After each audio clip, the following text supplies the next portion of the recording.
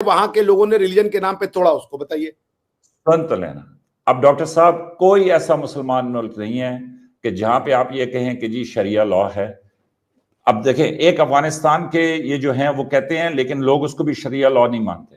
अब आप अपनी बात में वजन पैदा करने आप अपनी बात में वजन पैदा करने के लिए मैं ये कह रहा हूं कि जब बाकी दुनिया के मुसलमानों के पास शरिया लॉ नहीं है, मुसलमान फिर क्या और मुसलमान क्या है, वो गुजारा कर रहे हैं, तो अब भारत के मुसलमान और क्या है? अगर वो उसकी जो आजमाइश है और वो मुसलमान क्या बना फिर?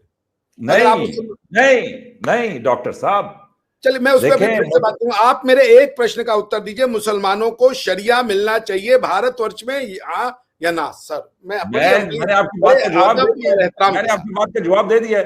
जब मुसलमान मुल्कों में 56 मुसलमान मुल्क हैं, उनमें से किसी में शरिया लॉ नहीं है, मतलब उसके सेगमेंट्स हैं कि जो इंप्लीमेंटेड है प्रोग्रेसिव, किसी ने किसी तरह से बनाया, किसी ने किसी तरीके से बनाया। पाकिस्तान में शरिया लॉ होना चाहिए। भारत के मुसलमानों को देखिए, पाकिस्तान में शरिया लॉ होना चाहिए। पाकिस्तान में शरिया लॉ इस टाइम पे नहीं है। काउंटर इंटेलिजेंस ऑपरेशंस में कामयाबी है वो ये है कि कुलभूषण यादव के बाद एक दफा फिर एक जो इंडियन जासूस है जिसका नाम, या Indian asset manager coordinator raw का, कि जिसका नाम अशोक चतुर्वेदी है, वो जो है इस काउंटर इंटेलिजेंस ऑपरेशन में पकड़ा गया। बलूचिस्तान के जो प्रॉब्लम है उसका जो नर्व सेंटर है वो भारत में है, रॉ करवा रही है उसको, और इसको फैक्चुअली स्टैब्लिश करने के लिए, ताकि आपका जो कॉमन मैन है उसको ये बात समझ में आए कि ये अशोक चतुर्वेदी जो है ये क्या है, किस लिए पकड़ा गया। कि जो बलूचिस्तान की प्रॉब्लम है वो कोई पॉलिटिकल डिस्कोर्स, पॉलिटिकल प्रॉब्लम नहीं है, वो किसी भी तरीके से एक नेचुरल प्रॉब्लम नहीं है, वो एक कंस्ट्रक्टेड प्रॉब्लम है, वो एक क्राफ्टेड प्रॉब्लम है इंडिया की। और अगर इंडिया नहीं होता तो बलूचिस्तान में बहुत अमन होती, शांति होती, और Pakistan as an idea would have been a greatly successful idea. इसके भी मजीद डिटेल्स आना बाकी हैं, और ये भी है कि इसके बारे में कि ये जो है ये जो इंटरपोल है कि जिसके ऊपर एक लिस्ट मेंटेन होती है उन लोगों की, कि जिसके ऊपर कई मुल्क रिपोर्ट करते हैं या मुख्तलिफ मुल्क रिपोर्ट करते हैं कि ये उनके वांटेड लोग हैं, तो ये उसमें भी शामिल था। तो आप कंट्री में फायर फाइट कर रहे हैं, उस कंट्री की फायर फाइट करने को, और इसका इल्जाम वही होगा मेजर साहब, जब बांग्लादेश ने जिस दिन सरेंडर किया था उसके एक दिन पहले आपके मेजर या कमांडर जो साहब थे वो टीवी पे बोल रहे थे कि ओवर माय डेड बॉडी मैं सरेंडर नहीं करूंगा, अगले दिन उन्होंने सरेंडर कर दिया था। डॉक्टर साहब ये कह रहे थे कि 1971 में बांग्लादेश, और इन्होंने कहा कि जी वो आपके जनरल लास्ट दिन के ऊपर ये बयान दे रहे थे, बिल्कुल उन्होंने वो बयान दिया था, बिल्कुल उसके बाद जो है वो हालात उस तरह नहीं रहे जिस तरह उन्होंने कहे थे। लेकिन तमाम जंगों में देख लें, तमाम इसी तरह की जर्नल बातचीत करते हैं, और साथ इनके अपने जनरल मानिक शाह थे, उनका भी बयान सुन लें कि उन्होंने कहा कि जी पाकिस्तान फौज बड़ी बहादुरी से लड़ी। बात ये थी कि 15:1 रेशो थी, और मुमकिन ही नहीं था कि पाकिस्तान के वो जो बहादुर लोग हैं वो हमारे सामने ठहरते। और पाकिस्तान ये समझता है कि बलूचिस्तान में ये जो साजिश हो रही है ये सारी की सारी जो है इसके ताने बाने रॉ से मिलते हैं। ये बातें कि अशोक चतुर्वेदी है वो फलाना, कब इससे पहले कोई श्रीवास्तव ग्रुप पकड़ा गया था, आप लोगों ने बनवाया था कि जी एक श्रीवास्तव ग्रुप है पाकिस्तान के अगेंस्ट में डिसइंफो का वॉर करता है, वो पंक्चर हो गया, पता नहीं कहाँ है। पहले भी पाकिस्तान के जितने प्राइम मिनिस्टर्स हैं वो ये कहते रहे हैं, और दूसरी दुनिया के दीगर मुसलमान मुल्कों के लोगों ने कहा है कि जनाब ये इस्लामोफोबिया। तो अब आप कहते हैं कि जनाब वो फलां डॉक्टर को मार दिया, फलां को इस तरह कर दिया, उस तरह कर दिया। कमाल डॉक्टर साहब ये है कि आप इराक में 10 लाख लोग मार दें, 3 लाख बच्चे मार दें, आप सीरिया में इतने लोगों को मार दें, सीरिया में आप अलकायदा के मेंबर को हुक्मरान बना दें, वो आंखों से ओझल रहता है। मुगलों के सक्सेसर बनते हो ना आप, इस्लाम की बात कर रहे हो या मुगलों के एम्पायर की बात करो, ये आपके लिए वन एंड सेम थिंग है। अगर आप ये भी कह रहे हो, अगर आप इस्लाम की बात करते हैं तो इस्लाम का तो भाई एकदम देखिए, फिर डॉक्ट्रिनल बात कीजिए ना। इस्लाम का बिल्कुल वो है कि सबसे अच्छा दीन इस्लाम है, बाकी सब काफिर हैं, बाकी सब नजस हैं, खत्म होना चाहिए उनको। नहीं, ये तो बाकियों का भी है, हिंदू की अपनी कैसे है भाई, हम बातिल हैं, हम झूठ हैं। आप इसरार खान से बड़े स्कॉलर तो नहीं ना हैं मेजर साहब। आप मेजर साहब स्कॉलर तो इसरार खान साहब से आपकी स्ट्रेटजी ऑफ मिलिट्री वो है, वो हमसे अच्छी हो सकती है, भारत के किसी भी मेजर से अच्छी हो सकती है, जनरल से अच्छी हो सकती है, because you are an expert of your field. But आप ये कह रहे हैं कि आप इस्लाम की डॉक्ट्रिनल अंडरस्टैंडिंग को आप इसरार खान साहब से ज्यादा अच्छा समझते हैं। आपने खुद कहा था कि भाई नहीं, जब मैं वक्त पे बातचीत हो रही थी आप ही ने कहा था कि भाई एक दिन भारत का मुसलमान वो है वो शरिया ले लेगा वहां पे इंडिया में कि जी वो फलां जगह पे मंदिर था तो वहां पे मस्जिद बन गई, वो जाहिर है कि जो सिविलाइजेशन आती है उन्होंने अपने एक उसको वो करना होता है। लेकिन जो टेम्परेंस वाइज मुसलमान जो थे वो सबसे ज्यादा अकोमोडेटिव हैं, मुसलमान जो हैं वो सबसे ज्यादा क्या कहते हैं उसको। लेकिन डॉक्टर साहब मैं तो बड़ा माजरत खा हूं कि जी आप तो मेरा ख्याल है कि किसी प्रोग्राम में साबित कर देंगे कि रजा साहब जो है वो उड़ के आने वाले हैं, तो ऐसी कोई बात नहीं है। Hi viewers, this is मेरे बहा Imran and you're watching my YouTube channel। viewers सबसे पहले चैनल को सब्सक्राइब करें, वीडियो को लाइक करें, शेयर करें और बेल आइकॉन ऑन करना मत भूलिएगा, क्योंकि आज हमें पाकिस्तान से ज्वाइन किया है मेजर रजा ने और इंडिया से हमें ज्वाइन किया है डॉक्टर अभिषेक मिश्रा जी ने। दोनों ही किसी तारुफ के मोहताज नहीं है। Thank you so much major साहब, thank you so much doctor साहब, आप दोनों के वक्त का बहुत शुक्रिया। धन्यवाद, बहुत बहुत धन्यवाद विभा जी कि आपने हमें इनवाइट किया। Thank you so much. Welcome, thank you, thank you. आज हम जिस टॉपिक पे बात करने जा रहे हैं बहुत ही सेंसिटिव टॉपिक है और वो ये है कि रॉ के एजेंट जिनका नाम है अशोक चतुर्वेदी, उनको पाकिस्तान आर्मी ने जो है गिरफ्तार किया गया है ईरान के बॉर्डर पर। और उन जो रिपोर्ट्स पाकिस्तान की जानिब से हमारे सामने आए, कहा यह जा रहा है कि वो जो है एक मुहिम चलाते थे जिसमें फ्री बलूचिस्तान और इसके साथ साथ पाकिस्तान आर्मी आउट के नाम से बलोच को ही बनाकर एनोमिनस अकाउंट बनाकर जिसमें बलोच के नाम लिखे जाते थे और ये मेल्स की जाती थी, ये ट्वीट की जाती थी और इस तरह सोशल मीडिया पर जो है एक प्रोपेगेंडा क्रिएट किया जाता था, ऐसा जो है पाकिस्तान की रिपोर्ट कह रही है। इसके पीछे कितनी सच्चाई है ये सारी चीज़ें आज डिस्कस करेंगे। तो आगाज़ हम जो हैं मेजर साहब से करते हैं। मेजर साहब क्या कहना चाहेंगे, रिपोर्ट्स क्या कह रही हैं पाकिस्तान की और क्या कहना चाहेंगे, स्टोरी का क्या बैकग्राउंड है? अच्छा, इसमें यह है रिबाहा, एक तो यह है कि पाकिस्तान आर्मी ने इनको अरेस्ट नहीं किया, इनको पाकिस्तान काउंटर इंटेलिजेंस जो ऑपरेटर्स होते हैं तो उन्होंने अरेस्ट किया। तो होता यह है कि आप इंटेलिजेंस कर रहे हैं तो उसके अगेंस्ट एक काउंटर इंटेलिजेंस होती है, क्योंकि आपने नजरें रखी होती हैं कि कौन ऐसे लोग हैं, ये ताने बाने, ये जो बलोच यकजहती कमेटी, ये BLA, क्योंकि देखे ना वो तो बड़े महरूम इलाके हैं, वहां पे तो इस तरह का कोऑर्डिनेशन, इस तरह की सारी चीजें, तो जाहिर है कोई बैरूनी स्पॉन्सर है तो ये सारा कुछ हो रहा है ना। तो इसलिए काउंटर इंटेलिजेंस ऑपरेशंस होते हैं कि जिन्होंने इसको रखा होता है। तो ये एक एसेट हैंडलर कहते हैं। एसेट हैंडलर का मतलब होता है कोई ऐसा आदमी कि जो अपने एसेट्स को एक मिशन के लिए हैंडल करता है और उसका काम ये होता है कि वो अपने एसेट्स को, अब एसेट्स उसके क्या होंगे, BLA उसका एसेट होगा, कोई लोकल कमांडर उसका एसेट होगा, कोई साफी, कोई ऐसा प्रोपेगेंडा जो उसने फैलाना, जो भी उसका मिशन होगा, तो उन एसेट्स को कोऑर्डिनेट करने के लिए, उनको संभालने के लिए एक एसेट हैंडलर होता है कि जो ये सारी कोऑर्डिनेशन करता है। तो अब इसने क्या, अब जाहिर है इसको फिर कवर भी चाहिए ना, इसने ऑपरेट करना है ईरान और पाकिस्तान के बॉर्डर के ऊपर, तो उस कवर के लिए फिर ये ताजिर बन जाते हैं, फिर एक फर्म बना लेते हैं, बेसिकली एक यूं कह लें कि जी एक मर्चेंट के तौर पे अपने आप को पेश करते हैं। तो उन्होंने एक कंपनी कायम की हुई थी, बड़ा इंटरेस्टिंग नाम रखा हुआ है उसका, क्राफ्ट्स ऑफ सिल्क रूट, कि जी सिल्क रूट के जबरदस्त किस्म के जो नमूने हैं वो ये पेश करते थे। और वैसे ईरानी कालीन, जाफरान और इस तरह के सारे जो है ना ये ब्लोज जेवरात थे।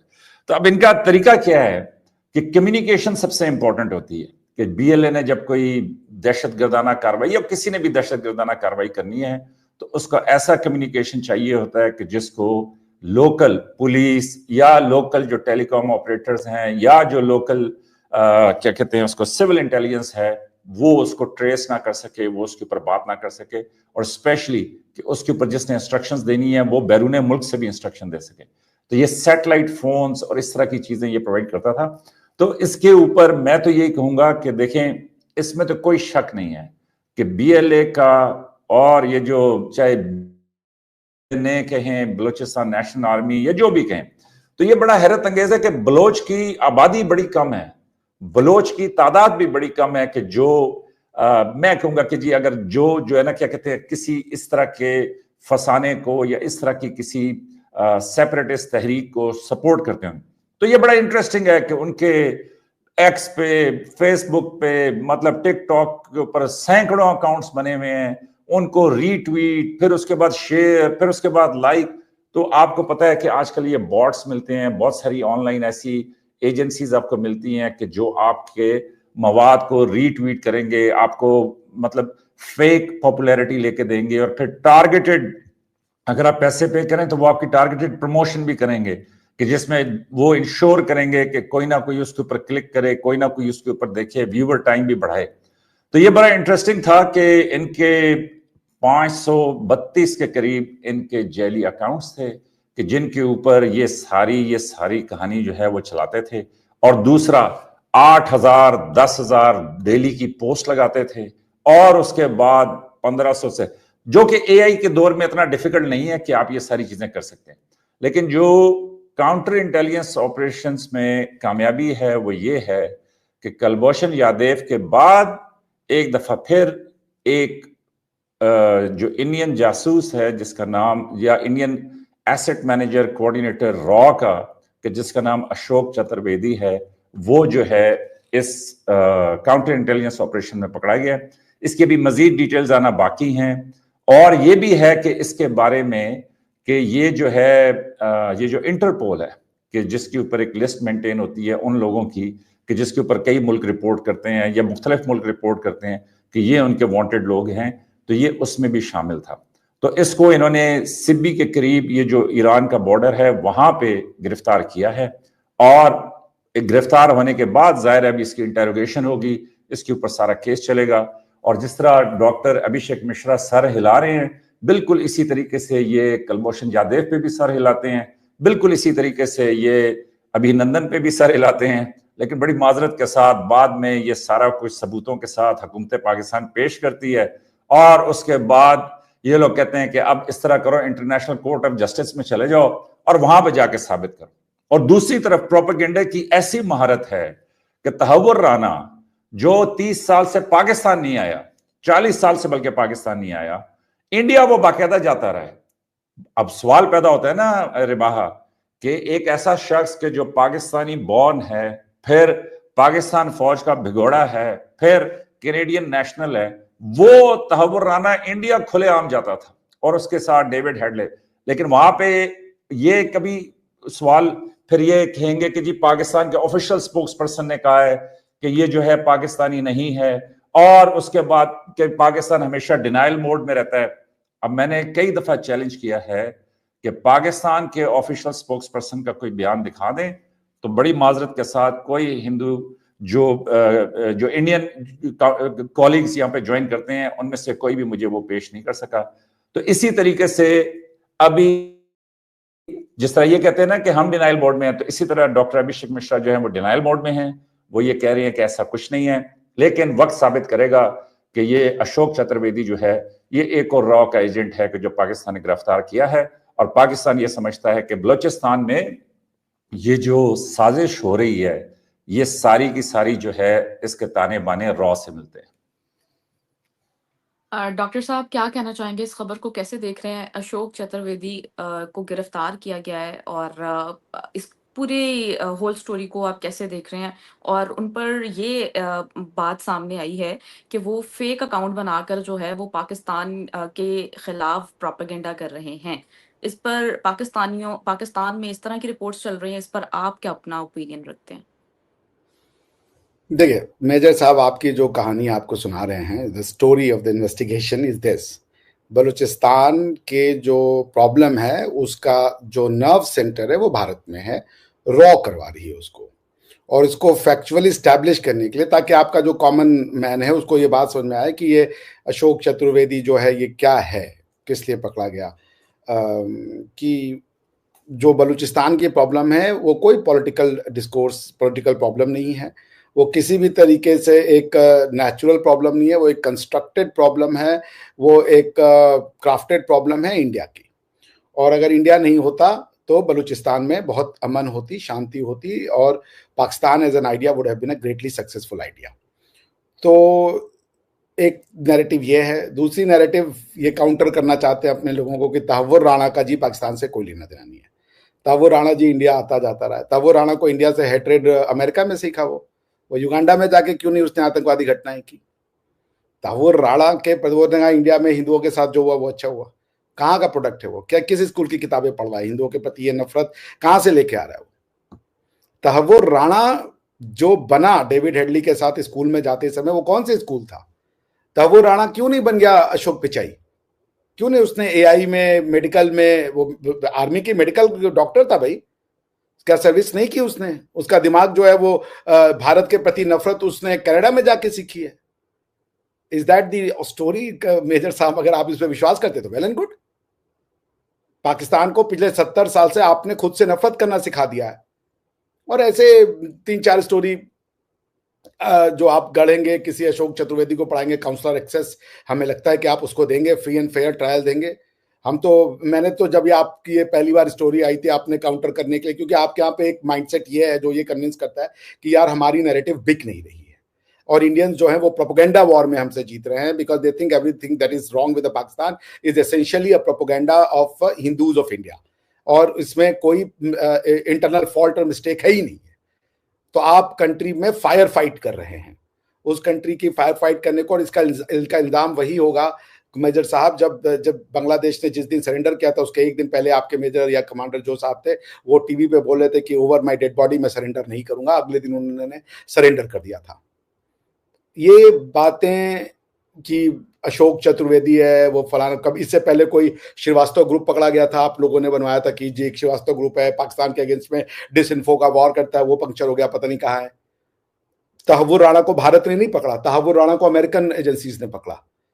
तहव्वुर राणा का प्रोसिक्यूशन सिर्फ इंडिया में नहीं हुआ। तहव्वुर राणा सिर्फ इंडिया के अगेंस्ट में नफरत नहीं थी, वो सारी दुनिया में इस्लाम का झंडा फैलाना चाहता था। डेनमार्क में जाकर के वो मारना चाहता था जिन्होंने आपके रिलीजन के उसका कार्टून बना दिया था। अभी भी आप समझ नहीं रहे इन खेल को, आप आग से खेल रहे हैं और ये घर आपका जलाएगी।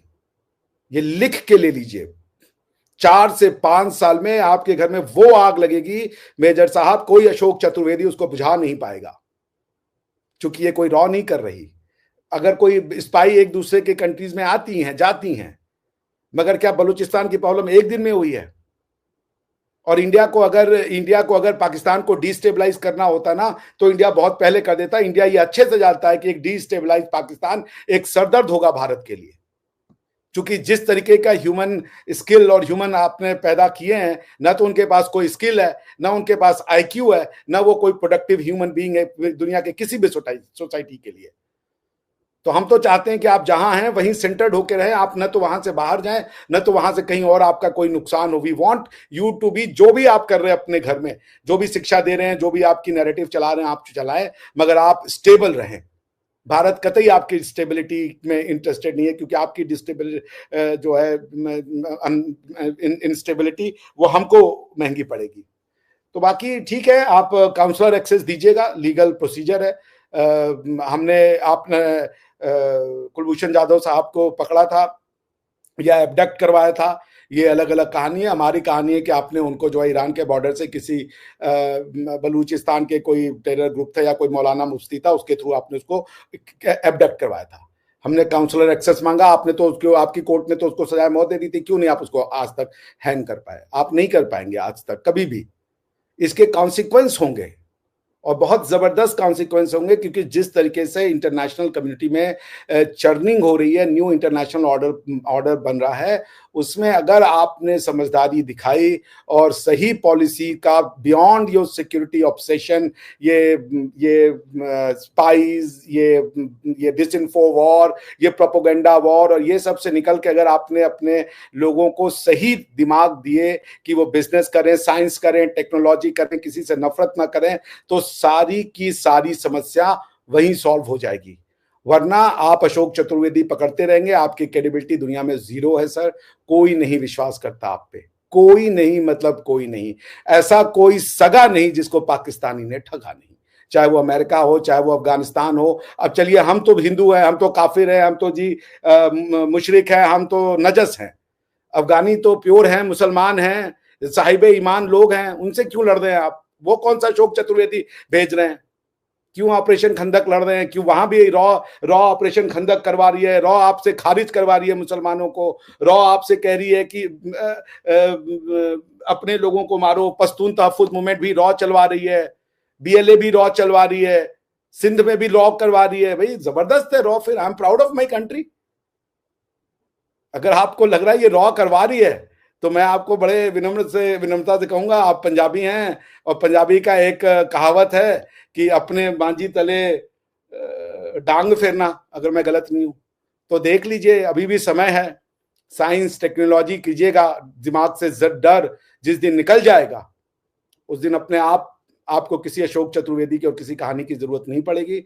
आप एक बड़े अमन और पुरसुकून देश बनेंगे। देश बहुत से टूटते हैं और कोई पाकिस्तान को खाना नहीं चाहता। हम सब चाहते हैं कि पाकिस्तान एक देश बनना रहे, और अगर एक अच्छा पाकिस्तान है तो अगर फेडरल रिश्ते होते हैं तो कन्फेडरेशन रिश्ते भी हो सकते हैं। लेकिन आप कैसे रिश्ते चाहते हैं ये आप बनिए। ये स्टोरी आपके अपने मुल्क के लिए, इसको दुनिया में कोई नहीं खरीदेगा। आप चाहे जहां चली जाइए, आप पिछले 50 साल से डॉजियर बना रहे हैं। उस डॉजियर में आप जो है मेरे ख्याल से समोसे का पेपर डाल रहे हैं या कौन सा पेपर डाल रहे हैं, कोई पढ़ नहीं रहा उस डॉजियर को। भाई साहब मेरी तो समझ के बाहर है। मेजर साहब आपसे सवाल है, जो पाकिस्तान की रिपोर्ट है उसके अकॉर्डिंग अशोक चतुर्वेदी से जब ये पूछा गया तो उन्होंने कि ये क्यों मुहिम चलाई, तो पाकिस्तानी रिपोर्ट के अकॉर्डिंग ये उन्होंने कहा कि narratives win war, bullet only finish them. Sir क्या कहना चाहेंगे आप उनके ये जो पाकिस्तान की रिपोर्ट है और उस रिपोर्ट के अकॉर्डिंग जो उन्होंने ये सारी बातें की हैं और ये नैरेटिव वाली जो बात है, इस पर आप क्या कहेंगे? अच्छा, ये एक तो ये है कि डॉक्टर साहब ने ना डायलॉग बड़ा अच्छा मुझे पसंद आया कि ऐसा कोई सगा नहीं जिसको पाकिस्तान ने ठगा नहीं। तो मैं अक्सर ये कहता हूं कि ये बिल्कुल इस तरह बात करते हैं जिस तरह मेरे रिश्तेदार बात करते हैं, कि वो कहते हैं कि यार सारे कसूर ना तेरे ही है। तो इसी तरीके से ये जो इंडियन कॉलीग्स हैं, इनकी नजदीक सारे कसूर जो हैं वो पाकिस्तान के ही हैं। तो बहरहाल, लेकिन ये है कि ये बड़ा अच्छा इन्होंने जोड़ा है इसकी तरतीब और इसका सारा कुछ जो है, और उसमें सिर्फ पाकिस्तान को इन्होंने जो फिट किया है वो बड़ा जबरदस्त है। तो अब यह है कि देखिए जी, अफगानिस्तान के साथ पाकिस्तान ने जो किया नहीं किया, आप अफगानिस्तान की जो नई तालिबान हुकूमत है उसके अभी ये चंद दिन में जो तब्दीलियां आई हैं वहां पे, तो अफगानिस्तान के साथ जो भी मामलात हैं वो पाकिस्तान बराबर कर लेगा।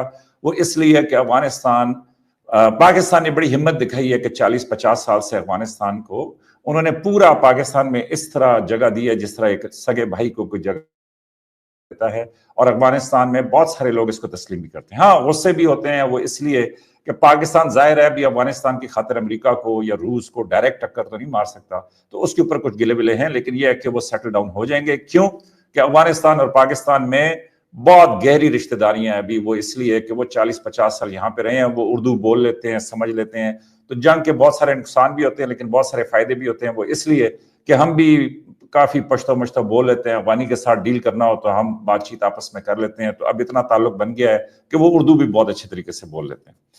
तो फिर ये डॉक्टर साहब ये कह रहे थे कि 1971 में बांग्लादेश, और इन्होंने कहा कि जी वो आपके जनरल लास्ट दिन के ऊपर ये बयान दे रहे थे। बिल्कुल उन्होंने वो बयान दिया था, बिल्कुल उसके बाद जो है वो हालात उस तरह नहीं रहे जिस तरह उन्होंने कहे थे। लेकिन तमाम जंगों में देख लें, तमाम इसी तरह की जर्नल बातचीत करते हैं, और साथ इनके अपने जनरल मानिक शाह थे, उनका भी बयान सुन लें कि उन्होंने कहा कि जी पाकिस्तान फौज बड़ी बहादुरी से लड़ी। बात ये थी कि 15-1 रेशो थी और मुमकिन ही नहीं था कि पाकिस्तान के वो जो बहादुर लोग हैं वो हमारे सामने ठहरते। जनरल मानिक शाह को भी मैं खराज तहसीन पेश करता हूं कि उन्होंने जो हकीकत थी वो एक अच्छे मिलिट्री कमांडर की तरह बयान कर दी। अब और फिर ये भी है कि जी पाकिस्तान बांग्लादेश का कितना फासला था।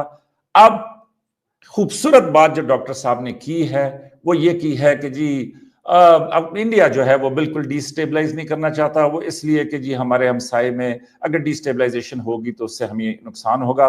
लेकिन कमाल ये है कि उसी बांग्लादेश जिसकी ये मिसाल दे रहे थे, वहां पे देख लें कि रोज सिर्फ ये वहां पे इस टाइम पे मतलब खड़े होके वटे नहीं मार रहे, लेकिन उसके अलावा जितना बुरा भला ये बांग्लादेश को कह सकते हैं, सुबह शाम दोपहर, मेरी बात ना माने, किसी भी इंडियन चैनल के ऊपर चले जाएं, किसी भी यूट्यूब चैनल के ऊपर चले जाएं, बांग्लादेश टाइप करें, इंडिया टाइप करें और उसके बाद सुने कि जो इंडियन कमेंटेटर्स हैं उनकी क्या लैंग्वेज है, कि ये सड़क छाप, ये जो है बेशरम, ये बेवफा, ये एहसान फरामोश, हम चाहते तो सारे का सारा बांग्लादेश ले लेते और हम इनको जो ना सबक सिखा के रहेंगे हम, और इन्होंने उनके मेडिकल वीजे बंद कर दिए, सब कुछ कर दिया, फिर उसके बाद उनका चाइना जाना, फिर उसके बाद थाईलैंड में मोदी साहब से मिलना, उसके बाद उनकी फरमाइश के जी शेख हसीना को वापस कर दें।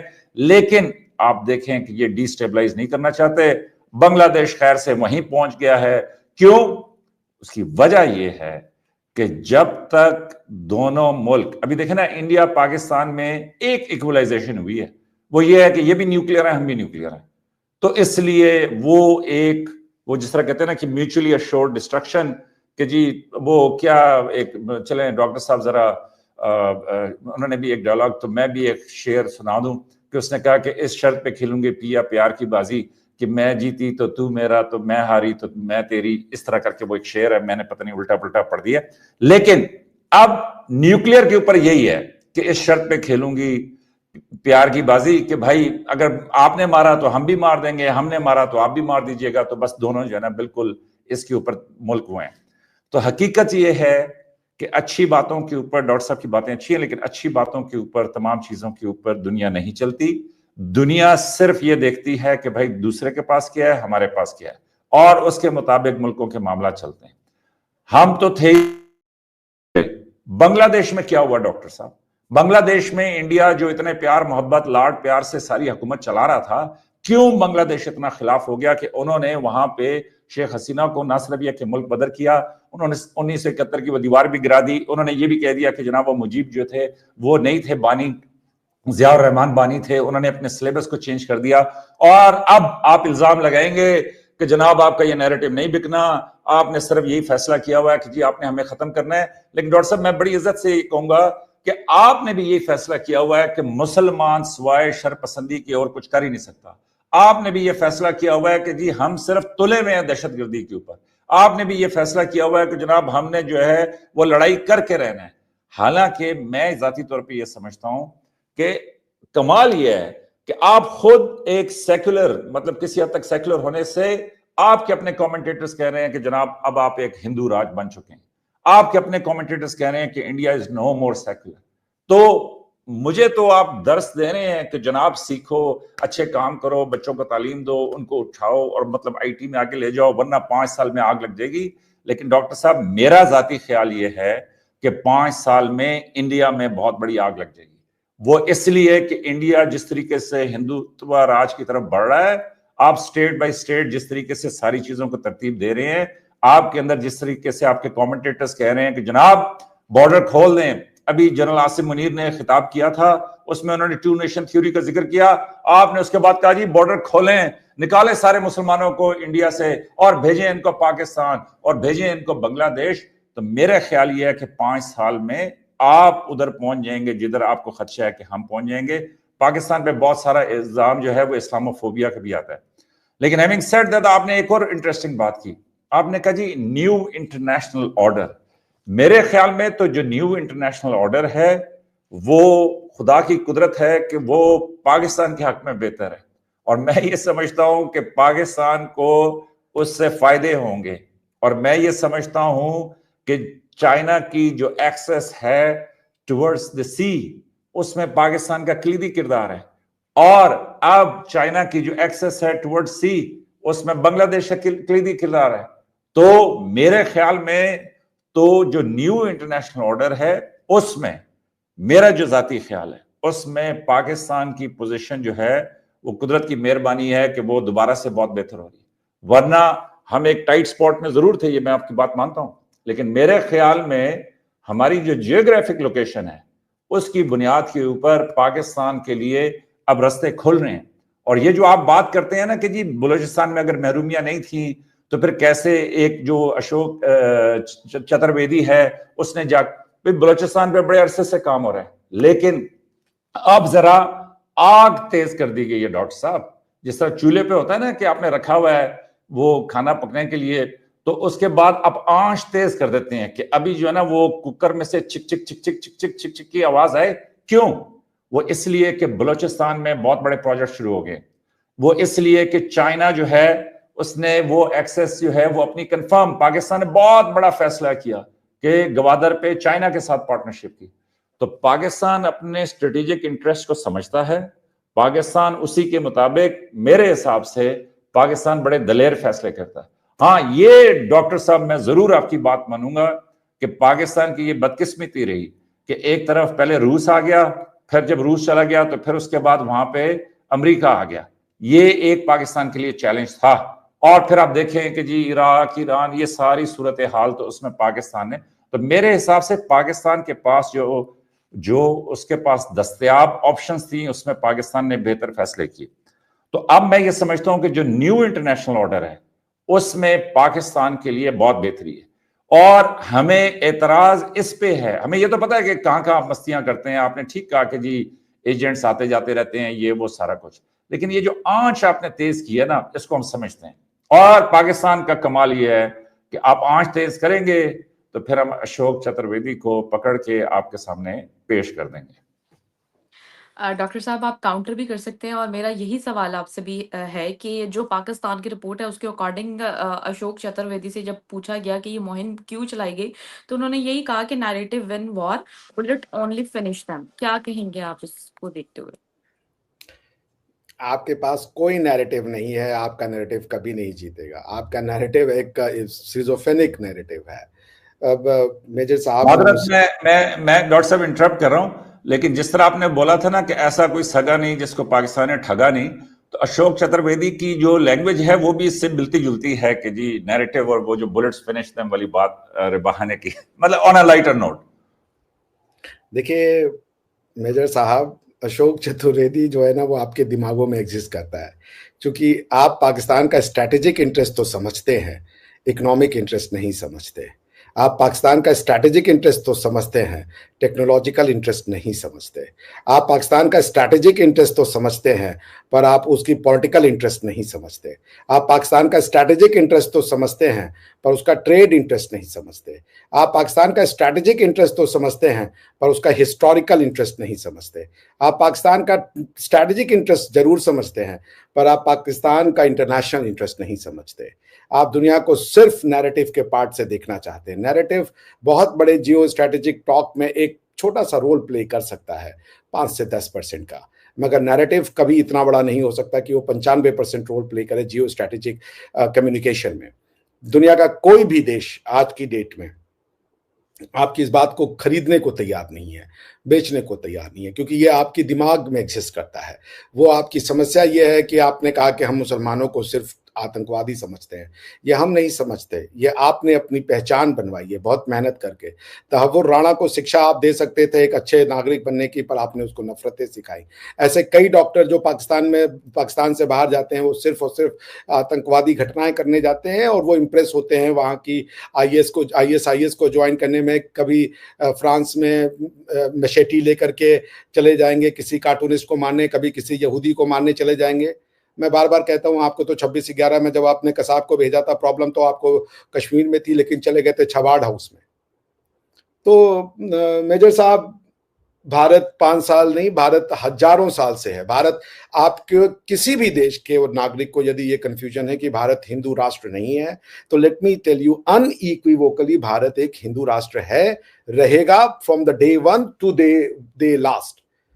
भारत का निर्माण वेदों ने किया है। आपने वेद से अपना पल्ला जुड़ाया, आपने अपनी एक किताब पकड़ ली जिसको आपके आर्मी के जनरल साहब बार बार कोट करते हैं, वो आपका कॉन्स्टिट्यूशन है। हमारा कॉन्स्टिट्यूशन वो नहीं होगा, कभी नहीं होगा, और उससे हमारी लड़ाई ताबत चलेगी। इस्लाम भारत में आकर के प्रैक्टिस कर सकता है लाइक एनी अदर रिलीजन, लेकिन इस्लाम भारत की पहचान नहीं बन सकता। जैसे हिंदुइज्म का मंदिर खोला जा सकता है अबू धाबी में, मगर हिंदुइज्म या वेद अरबों की पहचान नहीं हो सकती। न कुरान न तो पाक इस्लाम हमारी पहचान बनेगा। उसका एहतराम हम जरूर करेंगे। जैसे वहां के वली अहद मंदिर खोल के देते हैं, हम भी आपको मस्जिद खोल के देंगे। लेकिन अगर आपकी शर्त यह है कि आप भारत को तोड़ के उसका नाम पाकिस्तान रखेंगे, यदि आपकी शर्त यह है कि आप अपनी सारी हिस्ट्री पर तेजाब डाल करके उसको इस्लामिक हिस्ट्री बना देंगे, तो ये हम नहीं होने देंगे। भारत हिंदू राष्ट्र था, है और रहेगा। हिंदू राष्ट्र के अंदर में कोई सिख किसी जैन को गोली नहीं मारता, कोई जैन किसी जू को गोली नहीं मारता, कोई बुद्ध किसी मुसलमान को गोली नहीं मारता, कोई हिंदू किसी बुद्ध को गोली नहीं मारता, कोई मुसलमान किसी क्रिश्चियन को गोली नहीं मारता, कोई शिया किसी सुन्नी को नहीं जलाता, कोई अहले हदीस किसी सुन्नी के या किसी सूफी के मजार में जाकर के बम ब्लास्ट नहीं करता। ये आपके यहां होता है। और भारत में हिंदू राष्ट्र है तो क्या दिक्कत है? आप अपनी पहचान भुला देंगे। हिंदू राष्ट्र का क्या मतलब है? आपने बैसाखी बनानी बंद कर दी, हम भी बैसाखी मनाना बंद कर दें। होली के त्योहार के अगर रंग पड़ जाएगा तो उससे आपका रिलीजन खतरे में आ जाएगा, ये बात हम भी मानना शुरू कर दें। ऐसी सोच के साथ कोई भी समाज नहीं जिंदा रह सकता। अपनी इतिहास को आग लगाने वाले लोग उसी आग में जलेंगे और पाकिस्तान उसका नतीजा है।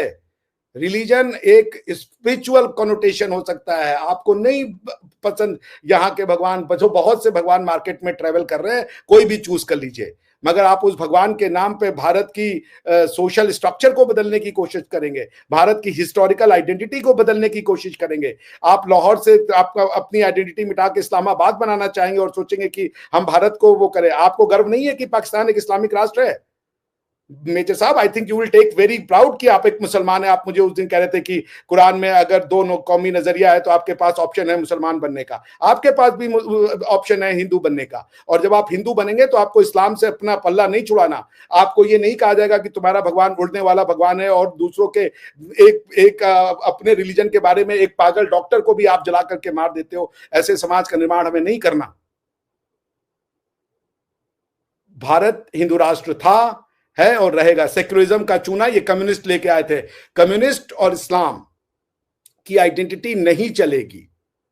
सब प्रोग्रेसिवनेस की ओर जाएंगे, सब ह्यूमैनिटी की ओर जाएंगे। आप जो कर रहे हो उसको लाने वाले यहूदी थे, वो हमें बोलते हैं कि आज हमारा सबसे बड़ा कोई दोस्त है तो वो हिंदू है, वो इंडिया है। और आप जो आपको जिन्होंने वो शिक्षा दी, आप उनसे नफरत करते हो। जिनके मोजेस हैं, जिनके डेविड हैं, जिनके सोलोमन हैं, उनसे आप नफरत करते हो। आप उनसे भी नफरत करते हो जो आपके थे। आप जो डेविड को लाने वाले हैं उनसे नफरत करते हो, जो आपका था जिसको छोड़ के आप इनके पास गए, आप दोनों से नफरत करते हो। आपको अशोक चतुर्वेदी आपकी जहनों के अंदर है और आपने पकड़ा भी तो अशोक चतुर्वेदी। आपको ये कभी नहीं पता होगा कि भारत में अशोक चतुर्वेदी ही नहीं, कितने रिजवान अहमद भी हैं जो भारत के लिए जान देने को तैयार हैं, कितने एपीजे अब्दुल कलाम भी हैं जो भारत के लिए जान देने को तैयार हैं, कितने ऐसे मुसलमान मिल जाएंगे जो इस देश को अपनी मिट्टी समझते हैं, अपनी जान समझते हैं, अपनी आइडेंटिटी समझते हैं। ऐसे मुसलमानों की हमारे यहाँ कमी नहीं है। वो अपनी आइडेंटिटी को लेके कोई कंफ्यूज नहीं है, वो अपनी आइडेंटिटी को आग नहीं लगा रहे हैं क्योंकि एक ऐसा पता नहीं कौन सा रिलीजन आपको मिल गया है कि अब आप जी हमारी आइडेंटिटी ये नहीं है, भारत ये नहीं था, लाहौर भारत नहीं था, भारत का इंडस वैली सिविलाइजेशन से कोई लेना देना नहीं है। तो जो आप क्रिएट कर रहे हो डर, वो एक दिन आपको खुद कंज्यूम कर जाएगा। मेजर साहब, मेरी तो बस यही आपसे रिक्वेस्ट है, वरना हिंदू राष्ट्र भारत नहीं, हिंदू राष्ट्र आप स्वयं हैं। आप भारत की कॉमनवेल्थ का पार्ट हैं। कोई यूके वाला नहीं कह सकता कि हम यूरोपियन नहीं है। You are a part of Indian Commonwealth. आपकी हिस्ट्री वेद में है। आपकी कुरान में पंजाब के रीजन का वर्णन मिलता है क्या? वेदों में पंजाब का वर्णन मिलता है, पुराणों में पंजाब का वर्णन मिलता है। तो अगर कुरान आपको एक्सेप्ट करना है तो वेद को रिजेक्ट करने की कौन सी आफत पड़ी हुई है? मुझे तो यही समझ में नहीं आता। इस मानसिकता को लेकर के मेरी वो फेल हो जाती है। भाई लीजिए, किताब आई है, बहुत अच्छी किताब है, उसके साथ वेद को भी चलाइए। जी नहीं, हम टू नेशन थ्योरी है जी, वेदों से हमारा कोई लेना देना नहीं है, हम तो जी मुसलमान है, तो प्रूफ करते रहिए। आपको हर साल एक अशोक चतुर्वेदी लाना पड़ेगा और अंत में आपने कहा कि 5 साल क्या भारत का हाल होगा। भारत इसी हिंदुत्व के फिलॉसफी से हजारों वर्ष तक चला। इसने यहूदियों को शरण दिया, इसने पारसियों को शरण दिया, इसने हर रिलीजन को यहां पनपने का मौका दिया। इसने किसी से नफरत नहीं सिखाई। और आज भी हमारी टीचिंग यही है, एकम सत्य बहुधा विप्राह वदंती। हम सबको सत्य मानते हैं, किसी को झूठ नहीं मानते। और अगर ये थ्योरी गलत है कि सत्य एक है, उसको कई प्रकार से बताया जा सकता है, और यदि ये थ्योरी सही है कि एक ही सत्य है और बाकी सब गलत है, तो फिर नैरेटिव की वाल आप लड़िए, आपको सामने दिखेगा कौन सी नैरेटिव जीतेगी। क्योंकि जब आपके वली अहद जो है सलमान साहब, उन्होंने तो ताल ठोक दिए कि हम चलेंगे प्रोग्रेसिवनेस की तरफ, हम चलेंगे यहूदी को अपना भाई मानने की तरफ। एक यहूदी प्रीस्ट की यूएई में हत्या कर दी गई थी, पूरा का पूरा यूएई का गवर्नमेंट उठ के गया इजराइल में उनसे माफी मांगने के लिए कि ये गलत हुआ है हमारे साथ। और आपके यहां तो हर प्रॉब्लम ही यहूद हनूद कर रहा है। फिर से कहूंगा, हम चाहते हैं कि पाकिस्तान का भला हो, मगर आप क्या चाहते हैं पाकिस्तान के लिए, ये आप डिसाइड करेंगे। Thank you. मेजर साहब, आप काउंटर भी कर सकते हैं, और एंड पर क्या मैसेज देना चाहेंगे हमारे व्यूवर्स को? ये ना, मुझे आपका रिबाह सवाल बड़ा अच्छा लगता है कि एंड पे क्या मैसेज देना चाहेंगे, और मैं सोच रहा हूं कि मैं ना कोई तैयारी शेरी शुरू करूं और आपके हर प्रोग्राम में ना एंड पे धांसू सा मैसेज जो है ना वो मैं दिया करूं, और कहीं से जो है ना कोई स्पॉन्सर ढूंढ के उसको प्रमोट भी करूं, तो ऐसा ऐसा अपना पैगाम जो है मैं दुनिया में नशर करूं। तो एनीवेज, डॉक्टर साहब ने जो कुछ कहा वो मेरी समझ ये है कि डॉक्टर साहब को हमें पाकिस्तान की कोई बेहतर वीडियोस भेजने की जरूरत है। वो इसलिए कि मुझे नहीं मालूम डॉक्टर साहब कहां से ये पढ़ रहे हैं कि हमने ये तहिया किया हुआ है कि जनाब हम ठीक है और बाकी सबको हम मार देंगे। ये कहीं भी नहीं है। आप देखें कि मुसलमानों की एक पूरी सल्तनत थी, एक पूरी, आपके आपके जो वो थे आर्मी चीफ, उनका बयान था। ख्वारिज आपने किया है, वो तो आयत भी कोर्ट के बता रहे थे कि ख्वारिज के साथ क्या होना चाहिए, तो मैं तो वहां से ले रहा हूं जी। Sorry, I am so sorry. नहीं, खवारिज में हमने सिर्फ उनको शामिल किया है कि देखें, इस्लामिक हिस्ट्री में एक एपिसोड हुई थी कि जब कुछ लोगों ने अल्लाह का नाम लेके और उन्होंने ये कहा कि जी बाकी सब गलत है, हम सही अल्लाह वाले हैं, और उन्होंने बड़े जबरदस्त किस्म के, बड़े मतलब मैं कहूंगा कि जी हौलनाक किस्म के, खौफनाक किस्म के उन्होंने उस टाइम पे अटैक्स किए।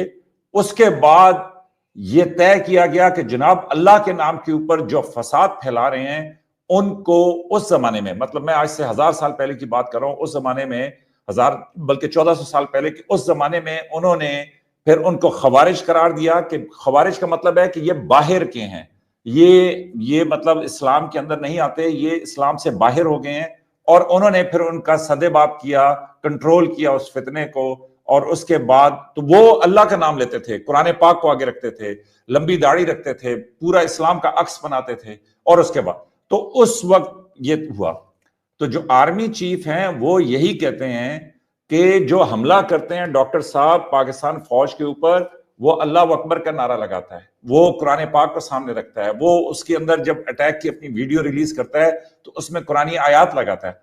तो आर्मी चीफ ने यह कहा है कि भाई ये उसी तरह खवारिज हैं कि जो पाकिस्तान की आर्म फोर्सेस के ऊपर अटैक कर रहे हैं, पाकिस्तान के निहत्ते लोगों पे अटैक कर रहे हैं, कि जिस तरह हजारों साल पहले मतलब वो जो खवारिज थे कि जिसको इस्लाम के शुरू में उन्होंने डील किया था और उन्हें खवारिज, तो उसकी मिसाल तो वो ये देते हैं। दूसरा, ये बिल्कुल नहीं है, क्या आप नहीं समझते कि देखे ना प्रोपेगेंडा डॉक्टर साहब क्या होता है? प्रोपेगेंडा ये है कि मेरे नजदीक कि आप या तो बिल्कुल गलत वीडियोस देख रहे हैं पाकिस्तान की, और बिल्कुल गलत लोगों को सुन रहे हैं कि जो मतलब एक ऐसी थ्योरी या एक ऐसा कहानी पेश कर रहे हैं कि जिसका आम पाकिस्तानियों से कोई, आम पाकिस्तानी या पाकिस्तान की 99% पॉपुलेशन जो है वो मतलब हिंदू पाकिस्तान में मौजूद हैं, वो पाकिस्तानी शहरी हैं और वो यहां पे रह रहे हैं। लेकिन प्रोपेगेंडा क्या है कि जी जरूर बताएं 28% से कम होके हिंदू 2% रह गए।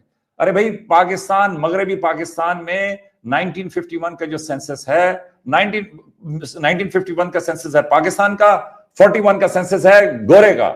आप गोरे वाला मान लें या पाकिस्तान वाला मान लें, दोनों आपको प्रूव करेंगे कि जी 1.6% पाकिस्तानी थे मगरबी पाकिस्तान के अंदर, और वही आज 2.3% है 2023 के अंदर। तो कहां 28%, कैसे वो कम हुए, क्या हुआ? लेकिन प्रोपेगेंडा, और उसमें नंबर बिल्कुल देते हैं हम, वो इसलिए कि जाहिर है कि यहाँ पे एक मेजर रजा है, डॉक्टर अभिषेक मिश्रा है, उनकी बात का तो जवाब देगा, लेकिन आपके चूंकि आबादी बहुत ज्यादा है, वो सब कुछ है। और फिर बॉलीवुड का आपका एक देखे ना, वो तो मानना पड़ेगा कि जी वो फिल्म का, इंडस्ट्री का वो सारा जो है वो आपके पास है। तो आप ऐसी जबरदस्त BLA की वीडियो रिलीज कर देते हैं कि वो फिर जो है ना वायरल हो जाती फिर वो बाद में पता चलता है कि भाई इतना मोटा बंदा इतने पहाड़ कैसे चढ़ेगा, वो उसकी वर्दी गलत होगी, फिर वो इस तरह की चीजें से पकड़ा जाता है। और फिर वो बजाय इसके कि हमसे बात करे, वो डायरेक्ट शी जिनपिंग का प्रोपेगेंडा जो है वो करता है। तो मेरे हिसाब से डॉक्टर साहब, एक तो आप बिल्कुल गलत सुने, दूसरा एक और डॉक्टर साहब, चूंकि आप पढ़े लिखे आदमी हैं और थोड़ा हिस्ट्री में दिलचस्पी रहते हैं, आप बराए मेहरबानी ये देखें कि मुस्लिम जो एम्पायर थी कि वो उसमें जितने भी ग्रेट हुक्मरान थे मुसलमानों के, चाहे सलाउद्दीन था, चाहे खिलजी था, चाहे जो मर्जी था, कि जी उनकी पूरी तारीख में, डॉक्टर साहब आप हैरान होंगे कि पूरी तारीख में जंगों में जो उनसे लोग कत्ल हुए, ये जंग के बाद जो कुछ हुआ, वो तादाद कम है बनिस्बत के जो सिर्फ इस सदी में ये अमेरिका ने, जब अमेरिका का अरूज आया तो अमेरिका ने जितने लोग मार दिए उनसे कम है। उनकी पूरी सैकड़ों साल की तारीख में वो इससे कम है। तो अब ये सवाल फिर पैदा होता है कि भाई फिर मुसलमान फंडामेंटलिस्ट, मुसलमान अटैकर, मुसलमान, वो इसलिए कि ये प्रोपेगेंडा बड़ा जबरदस्त है।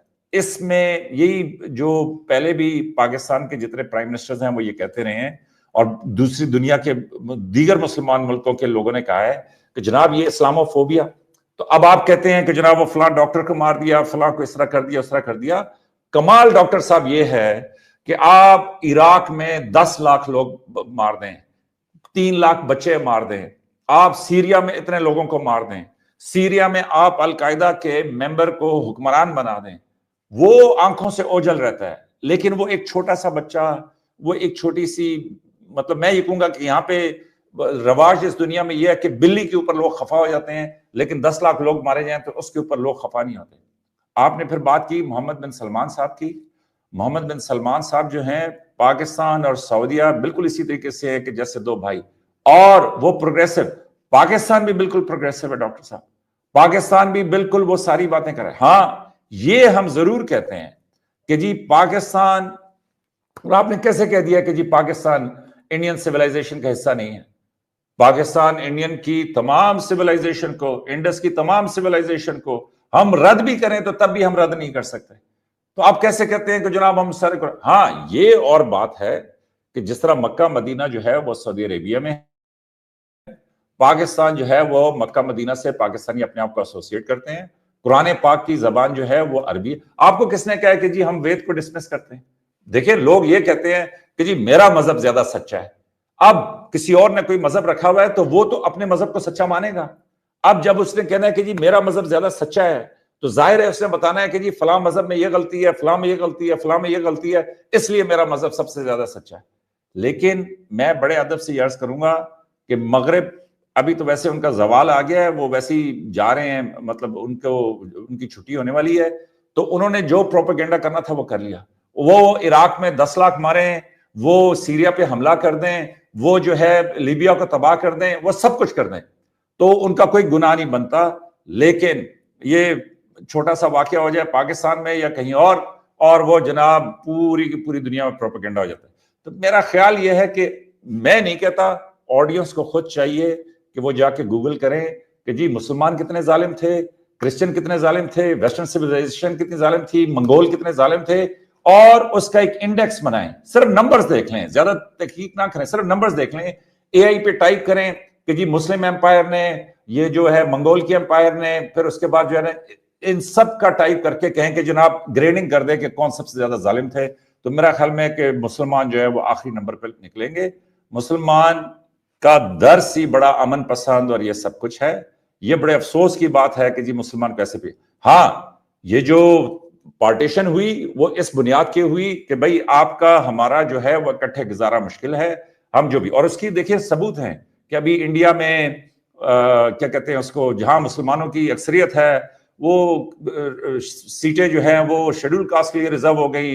मुसलमानों की जहां पे अक्सरियत है वहां पे 370 लगा दो, हटा दो, 335 से हटा दो, उसके बाद जो है वो उसको भी वो कर।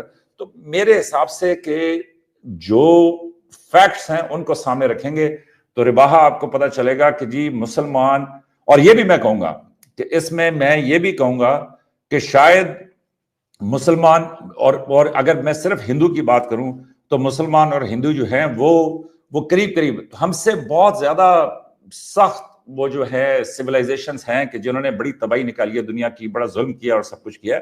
तो मेरा अपना मानना ये है कि जहां तक ये इकोनॉमी की स्ट्रेटेजी की बाकी चीज, ये इन्होंने कहा भाई पाकिस्तान बिल्कुल इकोनॉमिकली आगे बढ़ना चाहता है। इन्होंने कहा जी एजुकेशन, पाकिस्तान के नंबर्स बेहतर हैं, अब उतने बेहतर नहीं है कि जितने होने चाहिए थे, वो एक अलग बहस है।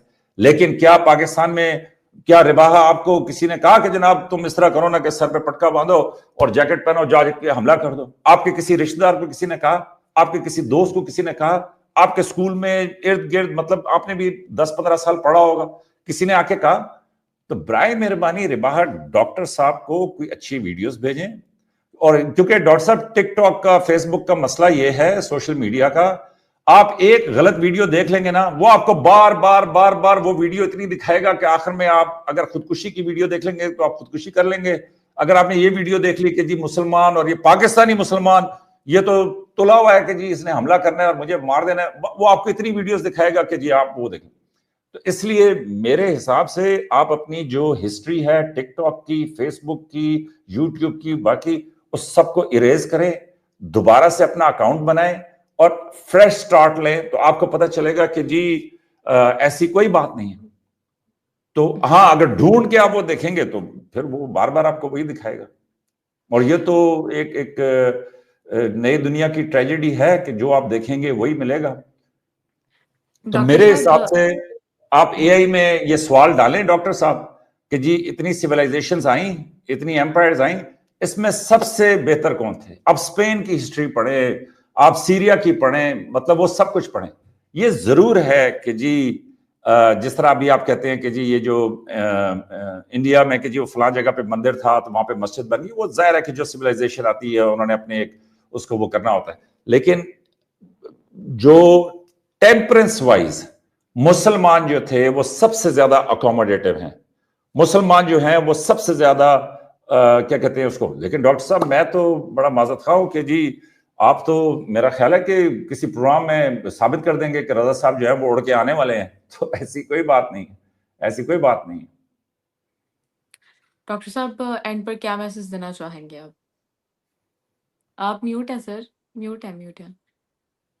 देखिए एंड पे मैंने ना कुछ शेयर किया है, मेजर साहब के लिए ला दीजिए स्क्रीन पे। मेजर साहब किताब है ये, ठीक है? आई होप कि you can see it. I can see it. किताब का नाम है the story of civilisation, Will Durant, chapter 6, Muslim conquest, the weakening of the India. The Mohammedan conquest of India is probably the bloodiest story in history. ये लिखी किसने? Will Durant. यार मैं ये कैसे और चाहे तो से वो साबित कर सकता है? देखिए ऐसा है, मैं इसको मतलब मैं मान गया कि ये ब्लडिएस्ट स्टोरी इन हिस्ट्री, तो वो जरा बताए कि कैसे, क्या नंबर्स थे? तो विल डुरांट ने बताया, मैं इसको देख लूंगा, लेकिन मैं ये कह रहा हूं डॉक्टर साहब के कोई उससे नंबर्स बोले हैं? औरंगजेब ने जब यहाँ पर कॉन्क्वेस्ट करने शुरू की, इस्लामाइजेशन शुरू किया, जिस तरीके से उसने मंदिर तोड़े, जिस तरीके से उसने ब्राह्मणों का कत्ल किया, स्कूल शूद्रों का कत्ल किया, उसने पंजाब सिखों का कत्ल किया, उसके पहले जो ये देखिए कौन लोग थे ये। आप दिक्कत ये कि आप इस्लाम, तुर्क, अरब के बीच का डिस्टिंक्शन ही नहीं समझ पाते। आप तो मुगलों के सक्सेसर बनते हो ना, आप इस्लाम की बात कर रहे हो या मुगलों के एम्पायर की बात करो, ये आपके लिए वन एंड सेम थिंग है। अगर आप ये भी कह रहे हो, अगर आप इस्लाम की बात करते हैं तो इस्लाम का तो भाई एकदम देखिए, फिर डॉक्ट्रिनल बात कीजिए ना। इस्लाम का बिल्कुल वो है कि सबसे अच्छा दीन इस्लाम है, बाकी सब काफिर हैं, बाकी सब नजस हैं, खत्म होना चाहिए उनको। ये तो बाकियों का भी है, हिंदू की अपनी कैसे है भाई? हम बातिल हैं, हम झूठ है। आप इसरार खान से बड़े स्कॉलर तो नहीं ना है मेजर साहब? आप मेजर साहब स्कॉलर तो इसरार खान साहब से, आपकी स्ट्रेटजी ऑफ मिलिट्री वो है, वो हमसे अच्छी हो सकती है, भारत के किसी भी मेजर से अच्छी हो सकती है, जनरल से अच्छी हो सकती है, because you are an expert of your field. But आप ये कह रहे हैं कि आप इस्लाम की डॉक्ट्रिनल अंडरस्टैंडिंग को आप इसरार खान साहब से ज्यादा अच्छा समझते हैं। आपने खुद कहा था कि भाई जब मैं वक्त पे बातचीत हो रही थी, आप ही ने कहा था कि भाई एक दिन भारत का मुसलमान वो है वो शरिया ले लेगा। वहां पे भारत के मुसलमान शरिया की लड़ाई लड़ रहा है ना, आप तो सपोर्ट करते हैं मेजर साहब, भारत में मुसलमानों को शरिया मिलना चाहिए। अगर मैं गलत नहीं हूं तो आप हाँ या ना में जवाब दे दें। भारत में मुसलमानों को शरिया मिलना चाहिए या नहीं मिलना चाहिए मेजर साहब? मतलब भारत में मुसलमानों को उनके हकूक मिलने चाहिए, ठीक, वो हकूक कौन से इसलिए डिफाइन हकूक तो उनका बहुत ज्यादा है, हकूक डिफाइन कीजिए। डॉक्टर साहब देखें, मैं आपको नहीं, मेरे प्रश्न का उत्तर है, देखिए मैंने आपको बहुत मैं आपको मिसाल देता हूँ। इस प्रश्न के में एग्जांपल की जरूरत है क्या? पहले आप आंसर देते हैं, मैं आपको बड़ा क्लियर जवाब दूंगा। इस टाइम पर छोड़े भारत के मुसलमानों को, वो तो हिंदुस्तान में रहते हैं ना जी, वहां पे मेजॉरिटी हिंदुओं की है ना। इस टाइम पे आप मुझे बता सकते हैं कि कौन सा मुसलमान मुल्क है कि जहां पे शरिया लॉ है? भाई मुझे क्या लेना देना यार, मैं जो अपने कौन सा ऐसा मुसलमान मुल्क है जो रिलीजन के नाम पे टूटा? कौन सा ऐसा मुसलमान मुल्क है वहां के लोगों ने रिलीजन के नाम पे तोड़ा? उसको बताइए। सुन तो लेना। अब डॉक्टर साहब, कोई ऐसा मुसलमान मुल्क नहीं है कि जहां पे आप ये कहें कि जी शरिया लॉ है। अब देखें, एक अफगानिस्तान के ये जो हैं वो कहते हैं, लेकिन लोग उसको भी शरिया लॉ नहीं मानते। अब आप अपनी बात में वजन पैदा करने के लिए जब बाकी दुनिया के मुसलमानों के पास शरिया लॉ नहीं है, मुसलमान फिर क्या और मुसलमान क्या है? वो गुजारा कर रहे हैं, तो अब भारत के मुसलमान और क्या है? अगर वो एक उसकी जो आजमाइश है और वो मुसलमान क्या बना फिर? नहीं डॉक्टर साहब, चलिए मैं उस पर फिर से बात करूंगा। आप मेरे एक प्रश्न का उत्तर दीजिए, मुसलमानों को शरिया मिलना चाहिए भारतवर्ष में, हाँ या ना? सर मैंने आपकी बात का जवाब दे दिया।